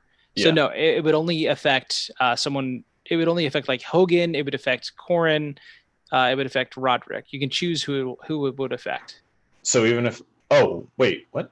Because it's a square 4. Like it's it's like it's like that big. It'll encapsulate 4 areas. Got it. A 2 by 2. 2 by 2. Holy shit! Why was that so hard for me to say? Thank you. Okay, well you guys have that guy surrounded. So I'm gonna go ahead and can I do this as a? Oh, I could totally do that. Okay, I'm gonna cast grease by the stranger to make him fall prone. Hopefully. Where are you centering it? You said the stranger. The stranger. So The stranger. The other one. I'm dumb. Yes, thank you. Got it. Holy shit. All right. On the stranger. Okay, so I make a dexterity saving throw. Yes. That is a natural 1. The stranger is Perfect. prone. And then, as a bonus action, just to keep myself doubly checking, I am going to do Healing Word on myself. Okay. And It's a bonus action for healing. Yes, it is. Okay. So you've greased up Deaf Guide this entire area right here. Mhm. It is now difficult terrain. Well done. You thoroughly ruined my day. Next up, we're going to go ahead and have... I have +6 health. Yeah. Excellent. The Sword Wraith will go ahead and take its turn, and it will go ahead and he'll go ahead and move down here just so that you've got to come to me. And I'll go ahead and take that attack of opportunity from, yes, Hogan, go ahead and make the attack of opportunity. Yes. Stays there for a I can't choose to make this attack recklessly, can I? Well, you would technically still, well, yes, you actually, no. It's only on your turn. You've just got to take it as a straight roll. That's fair. Shit. No, I rolled a 5 and change isn't going to hit. So Okay, so I'm going to go ahead and now I'll take my attack first against Roderick with impunity. I said I wasn't going to use you, and now I am paying for doing that. 15, Roderick. Barely. Tuh. I'll take barely because holy shit. That is going to be 12 slashing damage. And it will once again try to go for that secondary hit that he's so fond of, and he'll make the same attack at Roderick. Not for blood. Nope, that's a 2 plus 6 is 8, so will not hit you. And I have just invited everyone to. Okay, yeah, all right, that's for sure. Don't Korn and Roderick get an attack of opportunity too, and Hogan? Well, technically, they're still within range of Korn and Roderick, so no to them. But Hogan already got an attack of opportunity and missed. Stupid ghost. Okay. Next, the priest is going to go, and all he's going to do. Let's see. Spiritual guardians. Can I move it? They fly around you to a distance of 15 feet for the duration. So 5, 10, 15. Yeah, let's go ahead and move 5, 10, 15. That's perfect. Okay, now everyone's back in the party. Hold on. Whoa, Doesn't he have to do another save to get out of the grease trap? Yep. Yeah, he just moved right through that grease. Charged rolled right in there. He rolled a 10, so he Doesn't can't. beat it. So he can't leave. Well, let's see. He just falls prone. Yeah. This is bullshit. So, this is Home Alone. He's trying to get up and he keeps slipping. Hold on. A, B, C, D, E, If only I F. had some ball bearings. When a creature ends its turn, there must succeed or save it or fall prone. Yeah. So when a creature that enters the area or ends its turn there must also succeed. Grease appears each. Okay, creature. so it's difficult terrain. Yeah. And each creature standing in the area when it appears has to make the save. When it enters or ends its turn there, it must also succeed a dexterity saving throw. It is no longer in that area. Yeah, so he stood up, but he only has 15 feet of movement from here. So 5. And it's 10, difficult 15. terrain to move anyway. So he stands up and he only has 15 feet of movement. So he would. Okay. So it's like 10 feet of movement for everything. I move here with reluctance. Gosh, I can still hit most and of he's you. still in it. I'm like, wow, that's a You're pretty shitty. beautiful. Okay, and he failed again. Wait, so he falls prone once again. No, but I look. Get him, Hogan. His name But is 15 feet from him is 5, 10, 15. It's to this range, and it can encapsulate this range. So I can effectively hit everyone with that. Worth it to fall on my fucking face. Fucking Roderick, go. So angry. Disengage. Get angrier. And Okay. I'm going to move northeast away from him. Oh, okay. Weird that you're running away. Right. One more. Yeah, chess match. That is 15. Right there. Yep. And then hand crossbow at the haunted one. Go for it. I don't think I get it. Oh, no. Real quick. You did start your turn within the radius of the spiritual guardians. Before you attack, make the saving throw. Isn't that why he disengaged? Yeah, it didn't make it. Okay. No, because he starts Yeah. it in there. He disengaged to stop the attack of opportunity the haunted one would make. Yeah. Roderick, you'll go ahead and take 17 points of necrotic damage. Oof. My turn's over. Oh, why is that? Are you down? Because I'm dead. You fucking Oh. killed me. Okay. shit. Well, Oh, you're boy. down. You make death saving throws now. Doop. Okay. Then I think we're I'm fighting gonna- the wrong I'm one, gonna- guys. I'm going to leave you here because it would have happened at the beginning of the turn. So, and plus you're closer to your allies this way who can shove a potion down your throat if need be. Or something. Or something. End of Roderick's turn. Hogan, you're up. All right. Make a wisdom saving throw. What's up? Make a wisdom saving throw. Told you we should have ran outside. That is 15. 15. You save and now take half of half because you have that stupid ass bear totem. And what a half to take. So I rolled a 6, a 6, and a 7, which is 19. Half down to 9. Half down again to, well, let's take a fourth of that. What is that? Fourth of it would be 5 points of damage. 5, yeah. Is that 5 points of damage? Hang on. It's 9, and then you would take 9.5. Half of that is 4 3/4. So half of 9 is like 4.5. So I'd say you round down because it's resistance, right? Yep. Go ahead and take 4 points of fucking necrotic damage. What a Oh, great roll. Hogan, you're gonna survive this, boy. yeah, I'm doing okay. So I'm gonna move and count along with me to make sure I'm doing this right. Mhm. 5, 10, 15, 20, 25. Diagonals are 5, then 15, then 5, then 15. Yeah, that puts you there. You want advantage? You've got it. I got it. I'm going to attack because I'm so goddamn pissed off. So if the damage die were to fall off, but I catch it, how do you call that one? I say re-roll it. Okay. It did not touch the floor. Oh, fuck. Might as well. All right. So that would be 16 plus, that's 20 to hit, dirty. Yep, that'll hit. All right. Well, that is 5 damage. Okay. I rolled a 1 anyways. I literally struggled to think of what half of 5 would be if you round down. Okay, got it. Okay, you go ahead and strike into this thing, securing the advantage from behind it, just leading closer and closer down this river.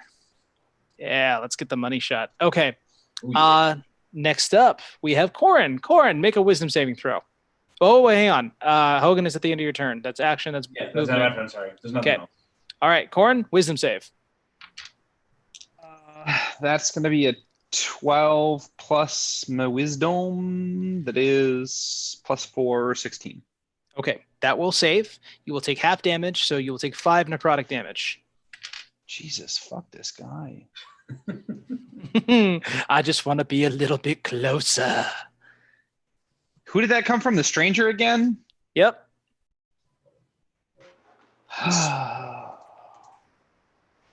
Are those things All right, killable? here's I my- don't think they're killable, right? No, they're not. He is prone, by the way. Remember? Shit. He is prone. You can't. You Yes. But you've got a few options here, Corin. You can use lay on hands to Roderick and bring him back from the land of the dead. You I could was thinking about doing that. You could strike Yes. down the stranger as he lays prone with advantage, riddled all over his naked little body. Or you could go over to Eros and tell him how you truly feel. I've got 3 turns before I'm dead. So lop off that guy's head, then touch me inappropriately. It's the only way lay on hands works. The only thing I was going to say to Eros is, this is friendship. This is French. So I'm going to go ahead and take my first strike at the stranger layeth on the ground before me. Okay. That's I rolled a 6 plus nothing, right? Yeah, but you get advantage. Did you roll 2 dice? Yeah, you roll two d20s. I didn't. The second was a 5, so I would stick with a 6. 6 plus what? You've got your proficiency bonus of like plus, I think, 2, and then your strength, which is plus 4, which would be 6. 12 still doesn't hit, but always fun to do the math.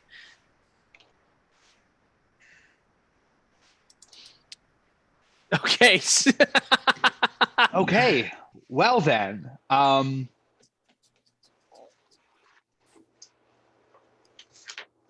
I'm going to take another crack at it with my bonus action being the Morning Star. Well, you get advantage. So just, he's still on the ground. Yeah. It's a 16 and a 3. So we'll take the 16 plus, what did you say again? Strength? No. So you rolled a natural 16? Yep. Okay, so then it would be plus your proficiency modifier, which I think at this level is 2. Either way, an 18 will hit. So what is your damage? You just roll the die. You don't add a modifier. Just a straight 1d8, right? Yep. It's a 7. 7. Okay, and I will go ahead and roll to see if he maintains concentration, and he does. Spiritual guardians are still up. Okay, Corin, you've struck twice. Did you want to go ahead and move, or do you want to stay there? I'm going to stay right here on the edge of the grease trap. I think I'm protected from that, so I wouldn't have to make a saving throw against that, right? Beautiful. It was the 4 above the thing, right? Yeah. He's on the edge of it. I think I'm... I love that for you. Really amazing. Then next up we have Eros. All right, I'm gonna use I'm gonna move 1 to my right, closer to Roderick. Okay, then that will provoke the attack of opportunity from the stranger. Well, he's on prone. Can you hit while prone? Hang on a second. He's just like swiping his sword on the ground. Mace, and hey, if BJ Blazkowicz can do it in the new Colossus, then why shouldn't I be able to? He's like one of those skippets from the 90s, you know? Just with his sword. I would maybe move farther so you don't get caught in the creatures thing. only move options are to crawl unless it stands up and thereby ends the condition. You have disadvantage on attack rolls. An attack roll against has advantage if you're within 5 feet. Otherwise, the attack has disadvantage. So yes, but he just gets it at disadvantage. So let's go ahead and roll the dice. All right, he rolled a 10 plus. It's not going to break that 19 unless that guy has like plus 10 to hit. 12. Yeah, that's a 12. I realized what I was doing. Shit. Okay. Move farther, Corin. He tries to swipe at you and just misses while he's on the grease. He's like, this beguiling grease. It's like what comes out of the skillet. Alrighty. That was a little too loud. And I'm sorry, Charlotte. Our neighbors definitely heard, huh? I'm sorry. Next up, we have Eros. Eros, what is your plan? I'm going to shoot at this proned man for that advantage with my gun. Negative. You will have disadvantage if you're hitting him from more than 5 feet away. What? Why? Because he's prone. So the prone condition gives you advantage if you're within 5 feet and disadvantage if you're further than that. Really? Just think because if you're trying to stamp on someone while they're on the ground, then it's easier. But if you're the only reason I don't get disadvantage is because I took the feat crossbow. Expert. Yeah. Okay. So, yeah. All right. Well, then I'm gonna. I'm gonna move farther away. I'm going to. Real quick, just on how this map looks. It looks like there's a walkway up these walls. Is that true, or is that just how it's drawn? You could attempt to climb them. Sure, they're probably about roughly 5 to 10 feet high. Okay, I'm gonna. Let's see. Hold on. Let me double check that I'm still within range to shoot things. Yes, I am. Okay, let's go for it. I'm going to try to climb to where the bones are and climb up that mountain, that cliff. Athletics check. Okay, I'm not going to get up there. I'm just going to hang out by the bones. Sounds good. And then I'm just going to fire my gun at the haunted one. Go for it. An 11. 11 does not hit. Firing a second shot, it just simply goes over him. Bonus action or movement? I still have. Do I still have my 5 movement or no? You still have your 5 movement. I'll move down 1. Perfect. And then I think that's it. Yep. Okay.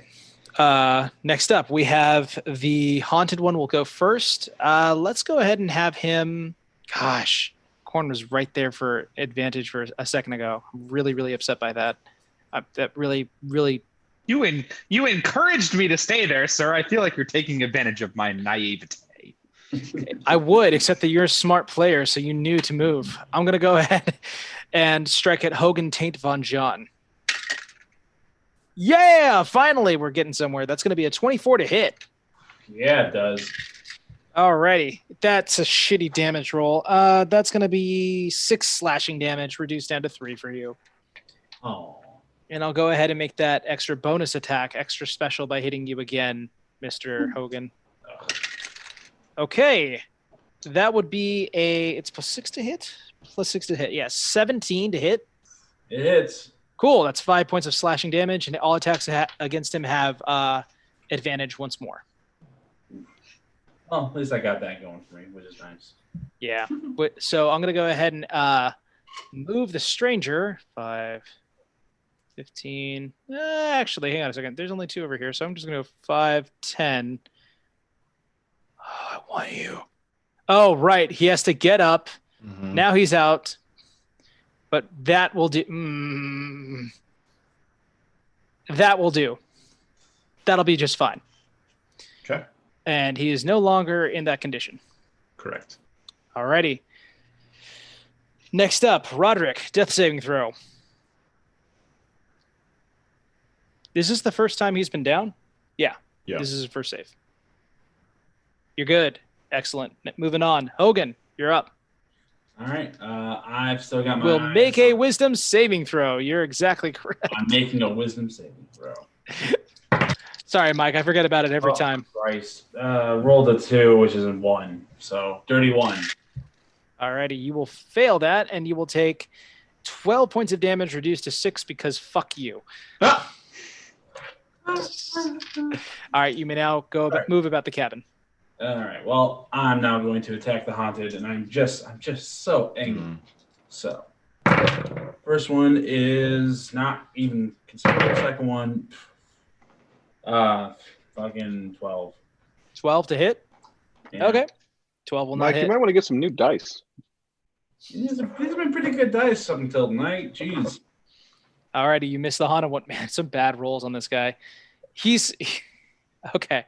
Both attacks have missed. Did you want to move?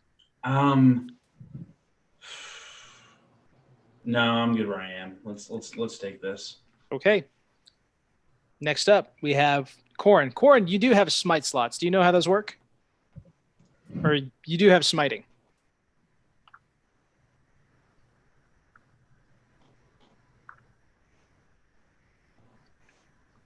He's looking it up right now. He's like doing the math. So many smites.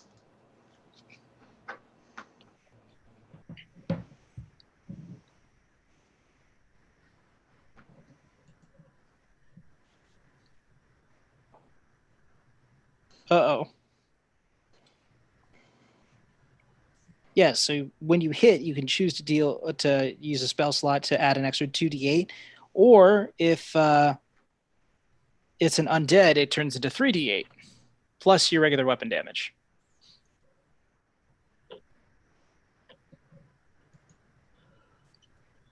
What's the plan, Corin? That was me. Yes, right. Sorry, not used to responding to that name.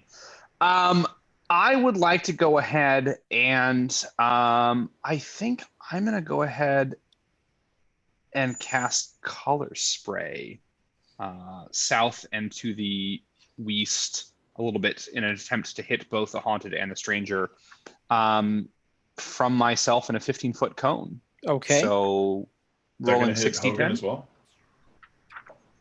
Don't ask these questions. Come on. I'm just protecting my hoagie. 6. I have 5 dice here. So you can ask Siri to roll 10 or 60 10s for you. Google also has its own roller if you want to do that. Or you can roll them physically and just add one more. I'm going to roll them physically and roll one more. I don't trust any of your dice or the internet. So does anybody want to? Well, I guess I'll jot these down here myself. I got a 12, a 16, a natural 20, a 9, and a 7.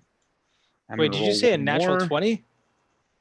Well, I mean, it's just a 2020, right? So it's Wait, are you What? supposed to be rolling like two. D6s? Oh, sorry, D10s. Yeah, right. Let's try that again. Jesus. All right. Nope. Sorry. We're here. We're here for it. We're here for it. You're Let me good, find man. those. You're good. Haven't had to grab those in quite a bit of time.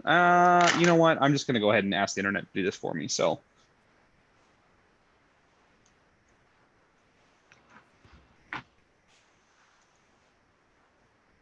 Roll 6d10. Rolling the dice. And a 3, 8, 5, 2, 3, and 9 for a total of 30. So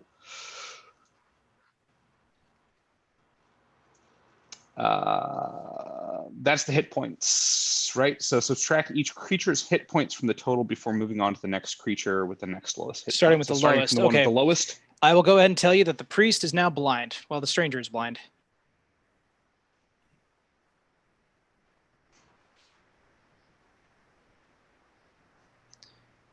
It does not affect the haunted one, though. But hey, you blinded the stranger. Okay. There's a joke in there somewhere.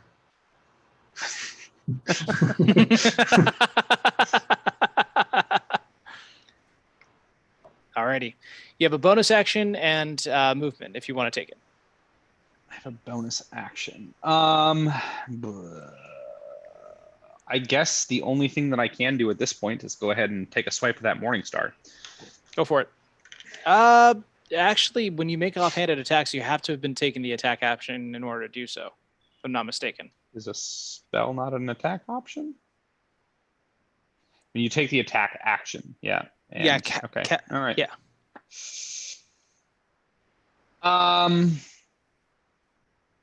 Quick, look cool. Lay on hands, Roderick. Yay! That was my question, is can I use that as a bonus action? Because the only thing that I see on my side is a 2-weapon fighting or a spell for Sanctuary or Shield of Faith, not. Yeah, I think that lay on hands is a. It's an action. Yep, it's as an action. You can do it. Okay. So.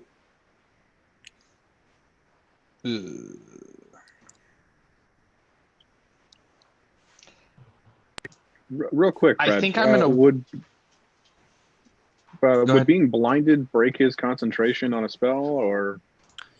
It would not. It just affects the sensory of his ability to hit things melee-wise or with spells casting. So the area of effect spell that he's casting is centered on himself. He doesn't actually need to see anyone in order to hit him. Good question, though. I was wondering about it myself. I had to look it up.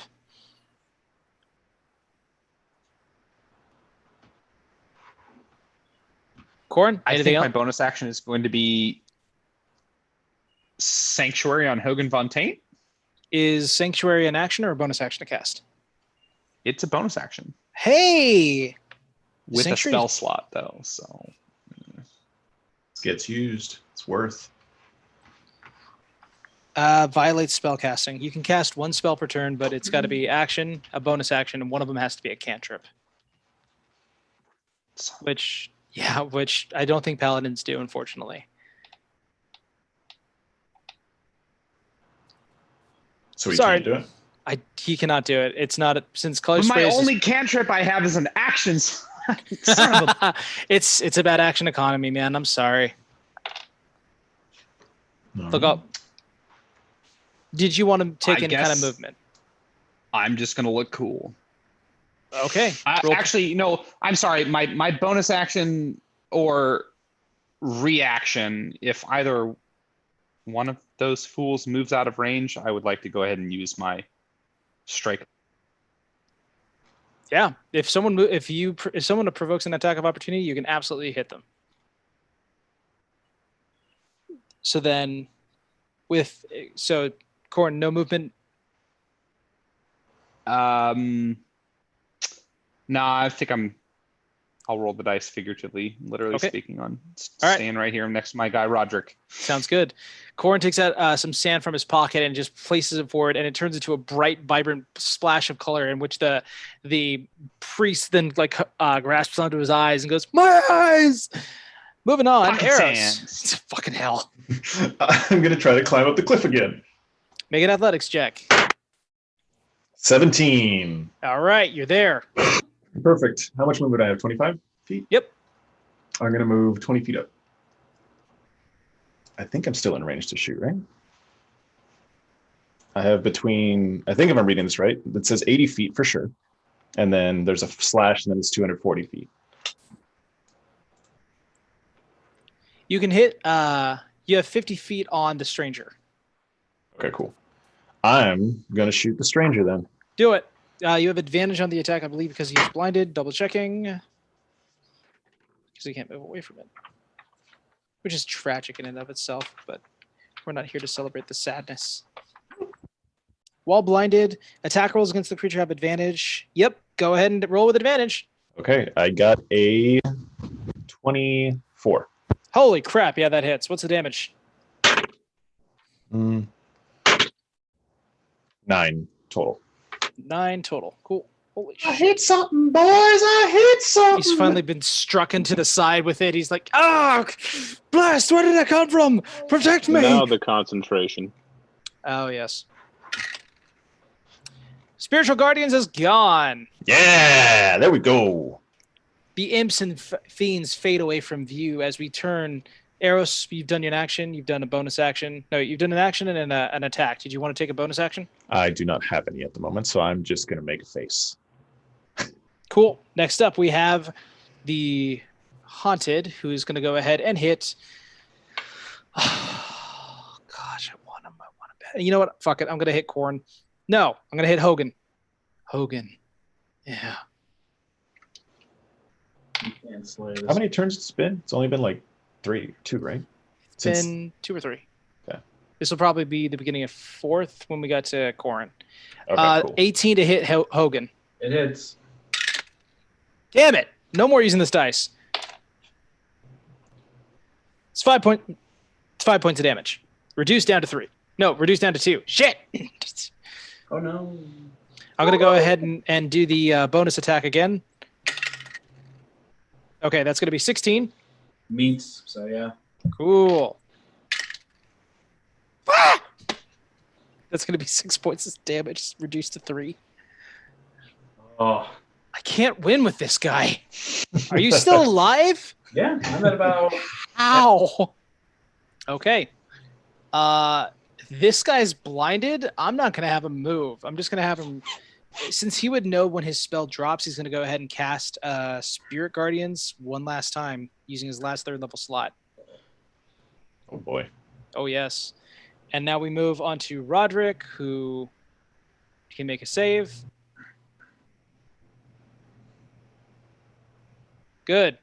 He's almost there, guys. Next up, we have Hogan. Make a save. No. All right, you will take 10 points of damage reduced to 5.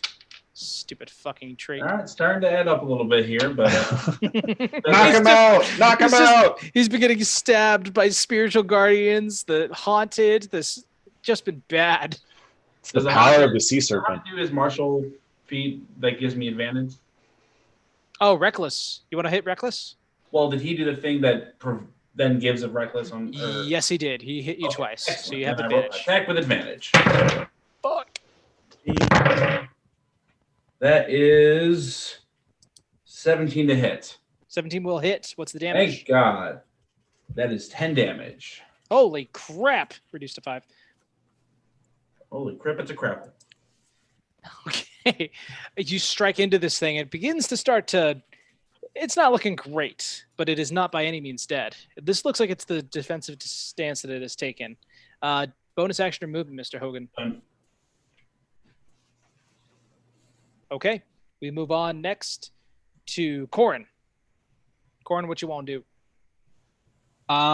Just trying to wrap my head around what I can and can't do. I've been foiled the last 2 times. I've tried to if you would take my advice, which I promise I'll keep it as unbiased as I can, you can lay on hands to bring Roderick back into the game, or you can go ahead and try to hit the haunted, place yourself into a place where you can get advantage, put in a smite, try to do divine smite, so you can do 3d8 plus whatever you hit with a longbow or long sword. Yep, consider that. So this was Roderick's second death saving throw, so I want to have a my chance. second success. My second success. So I mean, even if I flub the next one, I'm still alive. I just won't be conscious.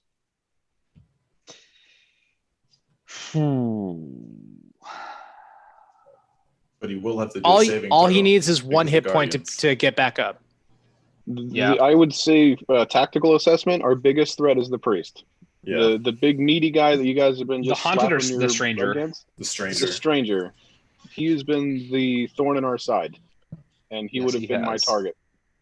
And he seems rather low, right? So we No, could go glass. The haunted one, I think it looks low. The stranger barely got hit now. But the stranger was the one that took all of the color spray damage. He was the lowest on HP. Oh, Comparatively, yes. Comparatively, he has the lowest HP out of Never mind. both of them. He's the one that needs to be the focus of. And he's got he the used fiend up all of the spell. 30, and not enough was left over to hit the haunted one. So he's got it. I didn't. Okay. Smart that was assessment. my tactical assessment as I was running through that in my head. So Kill him. What brings you more advantage? Killing the stranger and trying to do it in this turn, or bringing Roderick back? That's Kill the him. question you got to ask, and I can't answer it for you. Killing the stranger. Roderick will be fine. Yeah, all right. hit the We'll go stranger ahead because and- he's got his protective spirits up around him again. So even if you pick me back up, I stand up, I'm going to get killed again. Yep. Right. Okay. I And guess, just as a quick check, lay hands on. Is an action. That's not a spell slot, right? So No. No. You have a Okay, pool. perfect. You have a pool of, I believe, 20 points. Of the It's 20. 5 for every. Yeah. I do have spare of the dying, so I could just, once these things die, if Roderick is not up, I can just go over to him and You might want to read the range on Spare the Dying. I'd have to run over to him. But Yeah. that's why I'm saying I'd have to wait till these things are dead. As long as you know. Yep. All right, Corin, I need an action, a movement, or a bonus action. I would like to go ahead and hit with the longsword. Okay. Who? The stranger? The stranger. Then we're gonna have to get you So close to him. if I have to move towards him into the area where I can then hit them both, then that's fine by me. Yeah, So sounds good. How does the opportunity of attack work? Does that provoke? Attack of opportunity works when you leave the melee ability of the person. Like for example, he was initiated with the haunted. If he moved over here, then the haunted would have been able to hit him because he left the 5 feet that the haunted could hit in. Got it. Yeah. So, Karen, you can go ahead and attack the stranger with advantage because he's blind as fuck. How long does that blind condition last for? It is Oh, no worries. I'm looking up. Go ahead and roll to hit him. 18 and a 9. So I'll take the 18. And then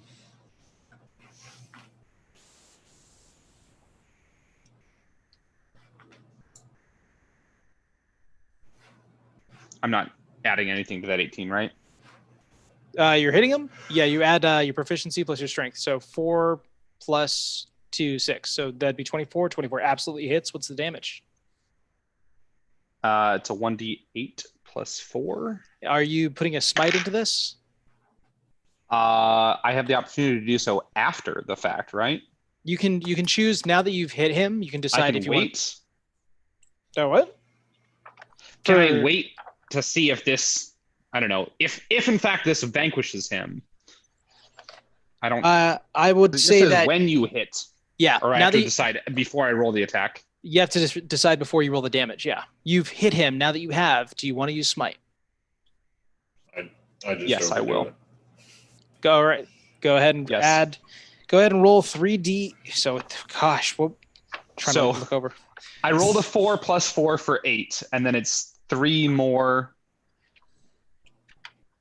It is 2 more. D8s Yeah, it's extra. 2 more d8s. Go for it.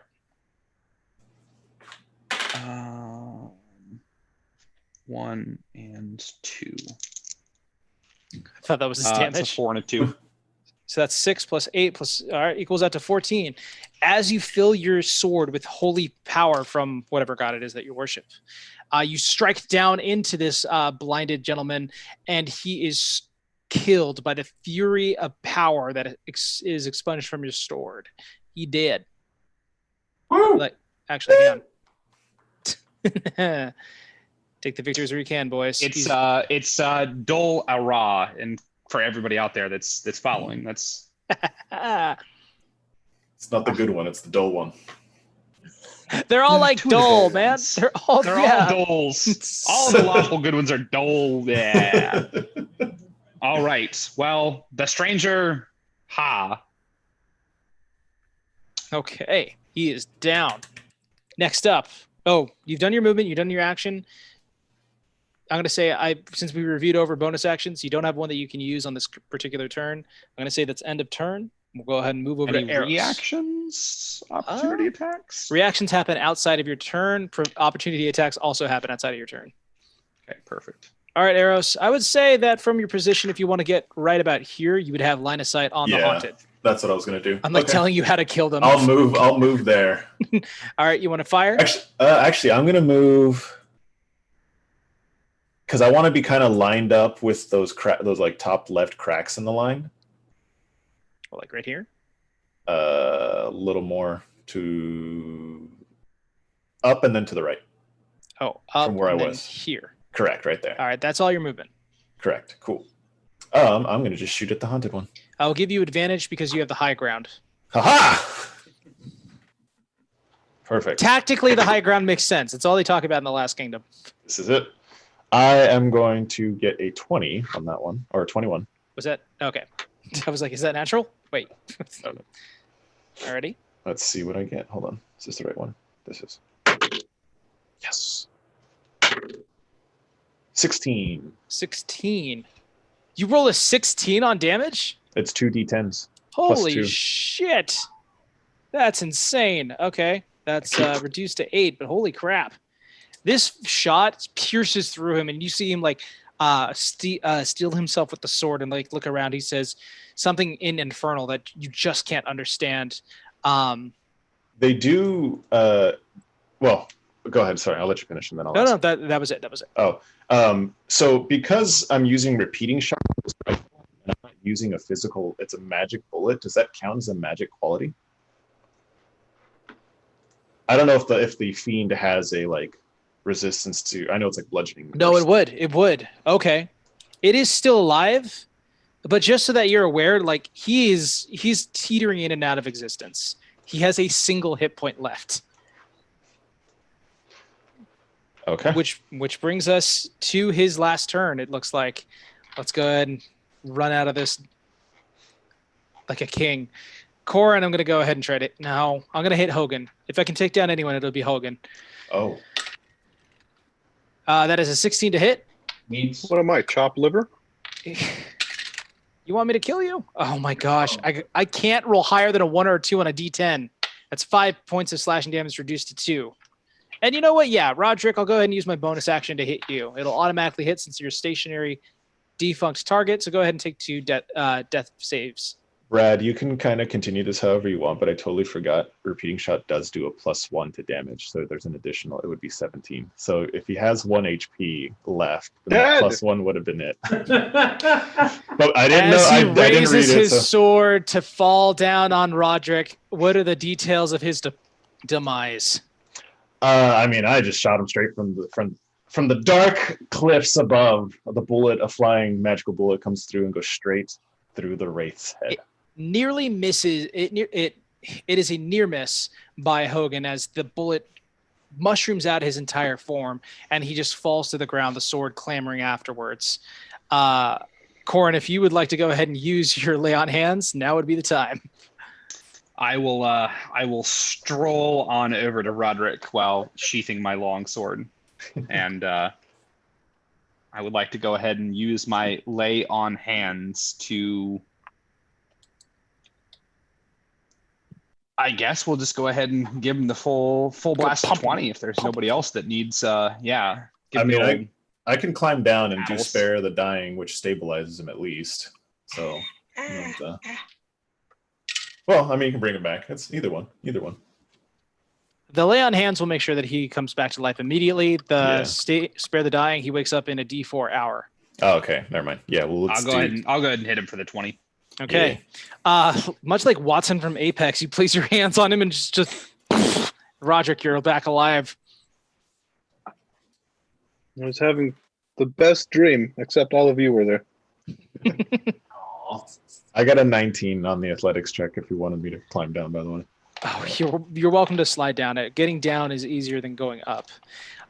Nora's at the cave entrance. She goes in. She says, "That was." I mean, you hear tales like this and you read stories about it, but you see it reenacted on theater, but nothing compares. You are incredible. You are going to be immortalized in the Sharn Initiative on every page that counts. We have to get back. We have to get back now. There's so much, and it's so dangerous here. Oh my gosh. Let's leave. Let's leave immediately. Before we leave, I'm gonna go get that orc to be my manservant. Okay, so yeah. You go back over to Uz as you walk in. He says, "You are not dead." I'm all beaten and bloody. No.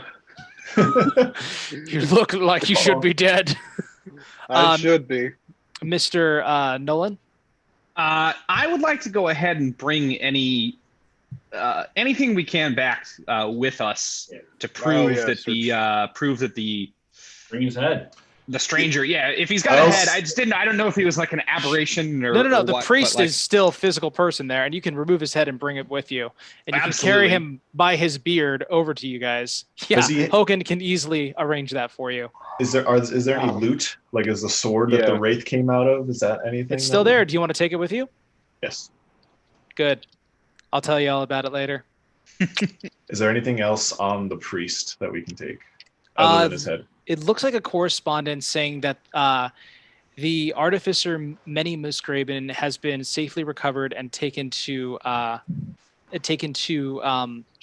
It looks like it is yet to be sent, but it does not bear like a person's name. It just says it just signifies himself as Brother Iman.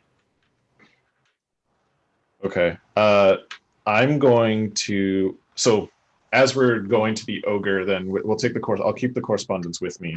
Any other items on like this guy? Definitely casting components that you can use to refuel a few things. And it looks like he has on him a strange pendant that you can go ahead and make a religious check on. I will do that. Nice. What did I get? A 22. 22. You know this to be a sigil, not of any kind of god, but of a fiendish overlord called Raktul-Kesh. He's one of the main demonic overlords that were imprisoned deep within Khyber, or what is considered to be the dragon below. Raktul-Kesh believes only in one thing: war and violence. Well, that's two things, but war begets violence. He's very much just in it for the conflict, and wherever battle, danger, violence occurs, he's usually surrounded by it. I'm going to take his robes and have the pendant and kind of memorize his face, because I'm going to change into him at some point, probably later on. Okay. Smart plan. Did we ever get this guy's name? You have his name as Brother Iman. He signed it. Oh, Brother Iman. Okay. What do I have to roll to defile his corpse? Performance? Let's leave that to Hogan. That one. You aim to, like, as soon as you get your hands on him, he just slips out of your fingers and falls into the river of blood. God, he's so greasy. You do take the head before that time, though, I will say. And standing before us, you have this head just gripping it by the beard. I throw it at his feet and say, "It's a shame you couldn't join us to pay tribute to your fallen brothers, but we have accomplished what you could not." Shit. Sorry, what was the artificer's name? The artificer's name is Many Musgraben. Okay, sorry. Go ahead. He looks over at you, Roderick, and he says, "I am an ogre of my oaths. My axe belongs to you. Go to the islands of the north and seek out my father, Pharisees, and you will be his protector. I need to go find a place to lay down. It will be as you say. Bruce, Ope, we're going on a road trip. And they begin to go and gather belongings so they can make the long trek up north to those frozen lands.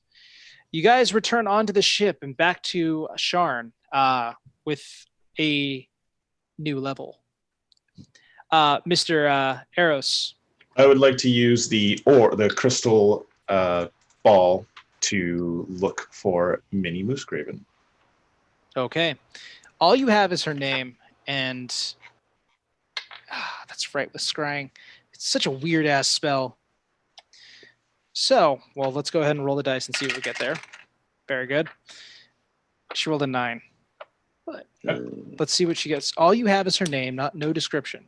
Mm-hmm. QRS. So, okay, here we go. So the knowledge that you have is that you've heard of it. So they get +5 to it. So that would be a 14.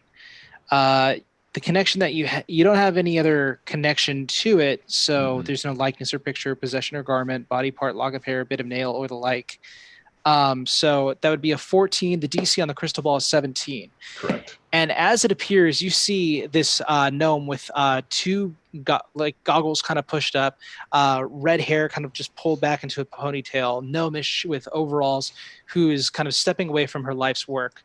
Someone approaches her and says, "You've done great work in our service, and our funds were not wasted upon your procurement." She responds and she says, "Oh, I know. And holding a gun to the nations of Kovar, something large enough to destroy an entire city, is going to make people finally listen. I'm happy that I was able to finally finish my life's work. I'm going to avenge what happened in Seir. I'm going to avenge everyone who has ever been touched by war. We are going to end this once and for all. I'm going to wipe some countries off the map." And that's where your scry ends. And where our episode will also end. Thank you all for joining us. Thank you, Corporate Streams, for putting us onto the internet. Thank you, Cantrip Maps, for sponsoring our battle with his awesome artwork. Go ahead and check him out on Instagram. He's our friend from Down Under. We will be returning next week, I believe. Yeah, next week. And thank you all for playing. You guys were awesome. Perfect. Good night. Good night. Do the freeze frame. Do the freeze frame quick. She's starting it off.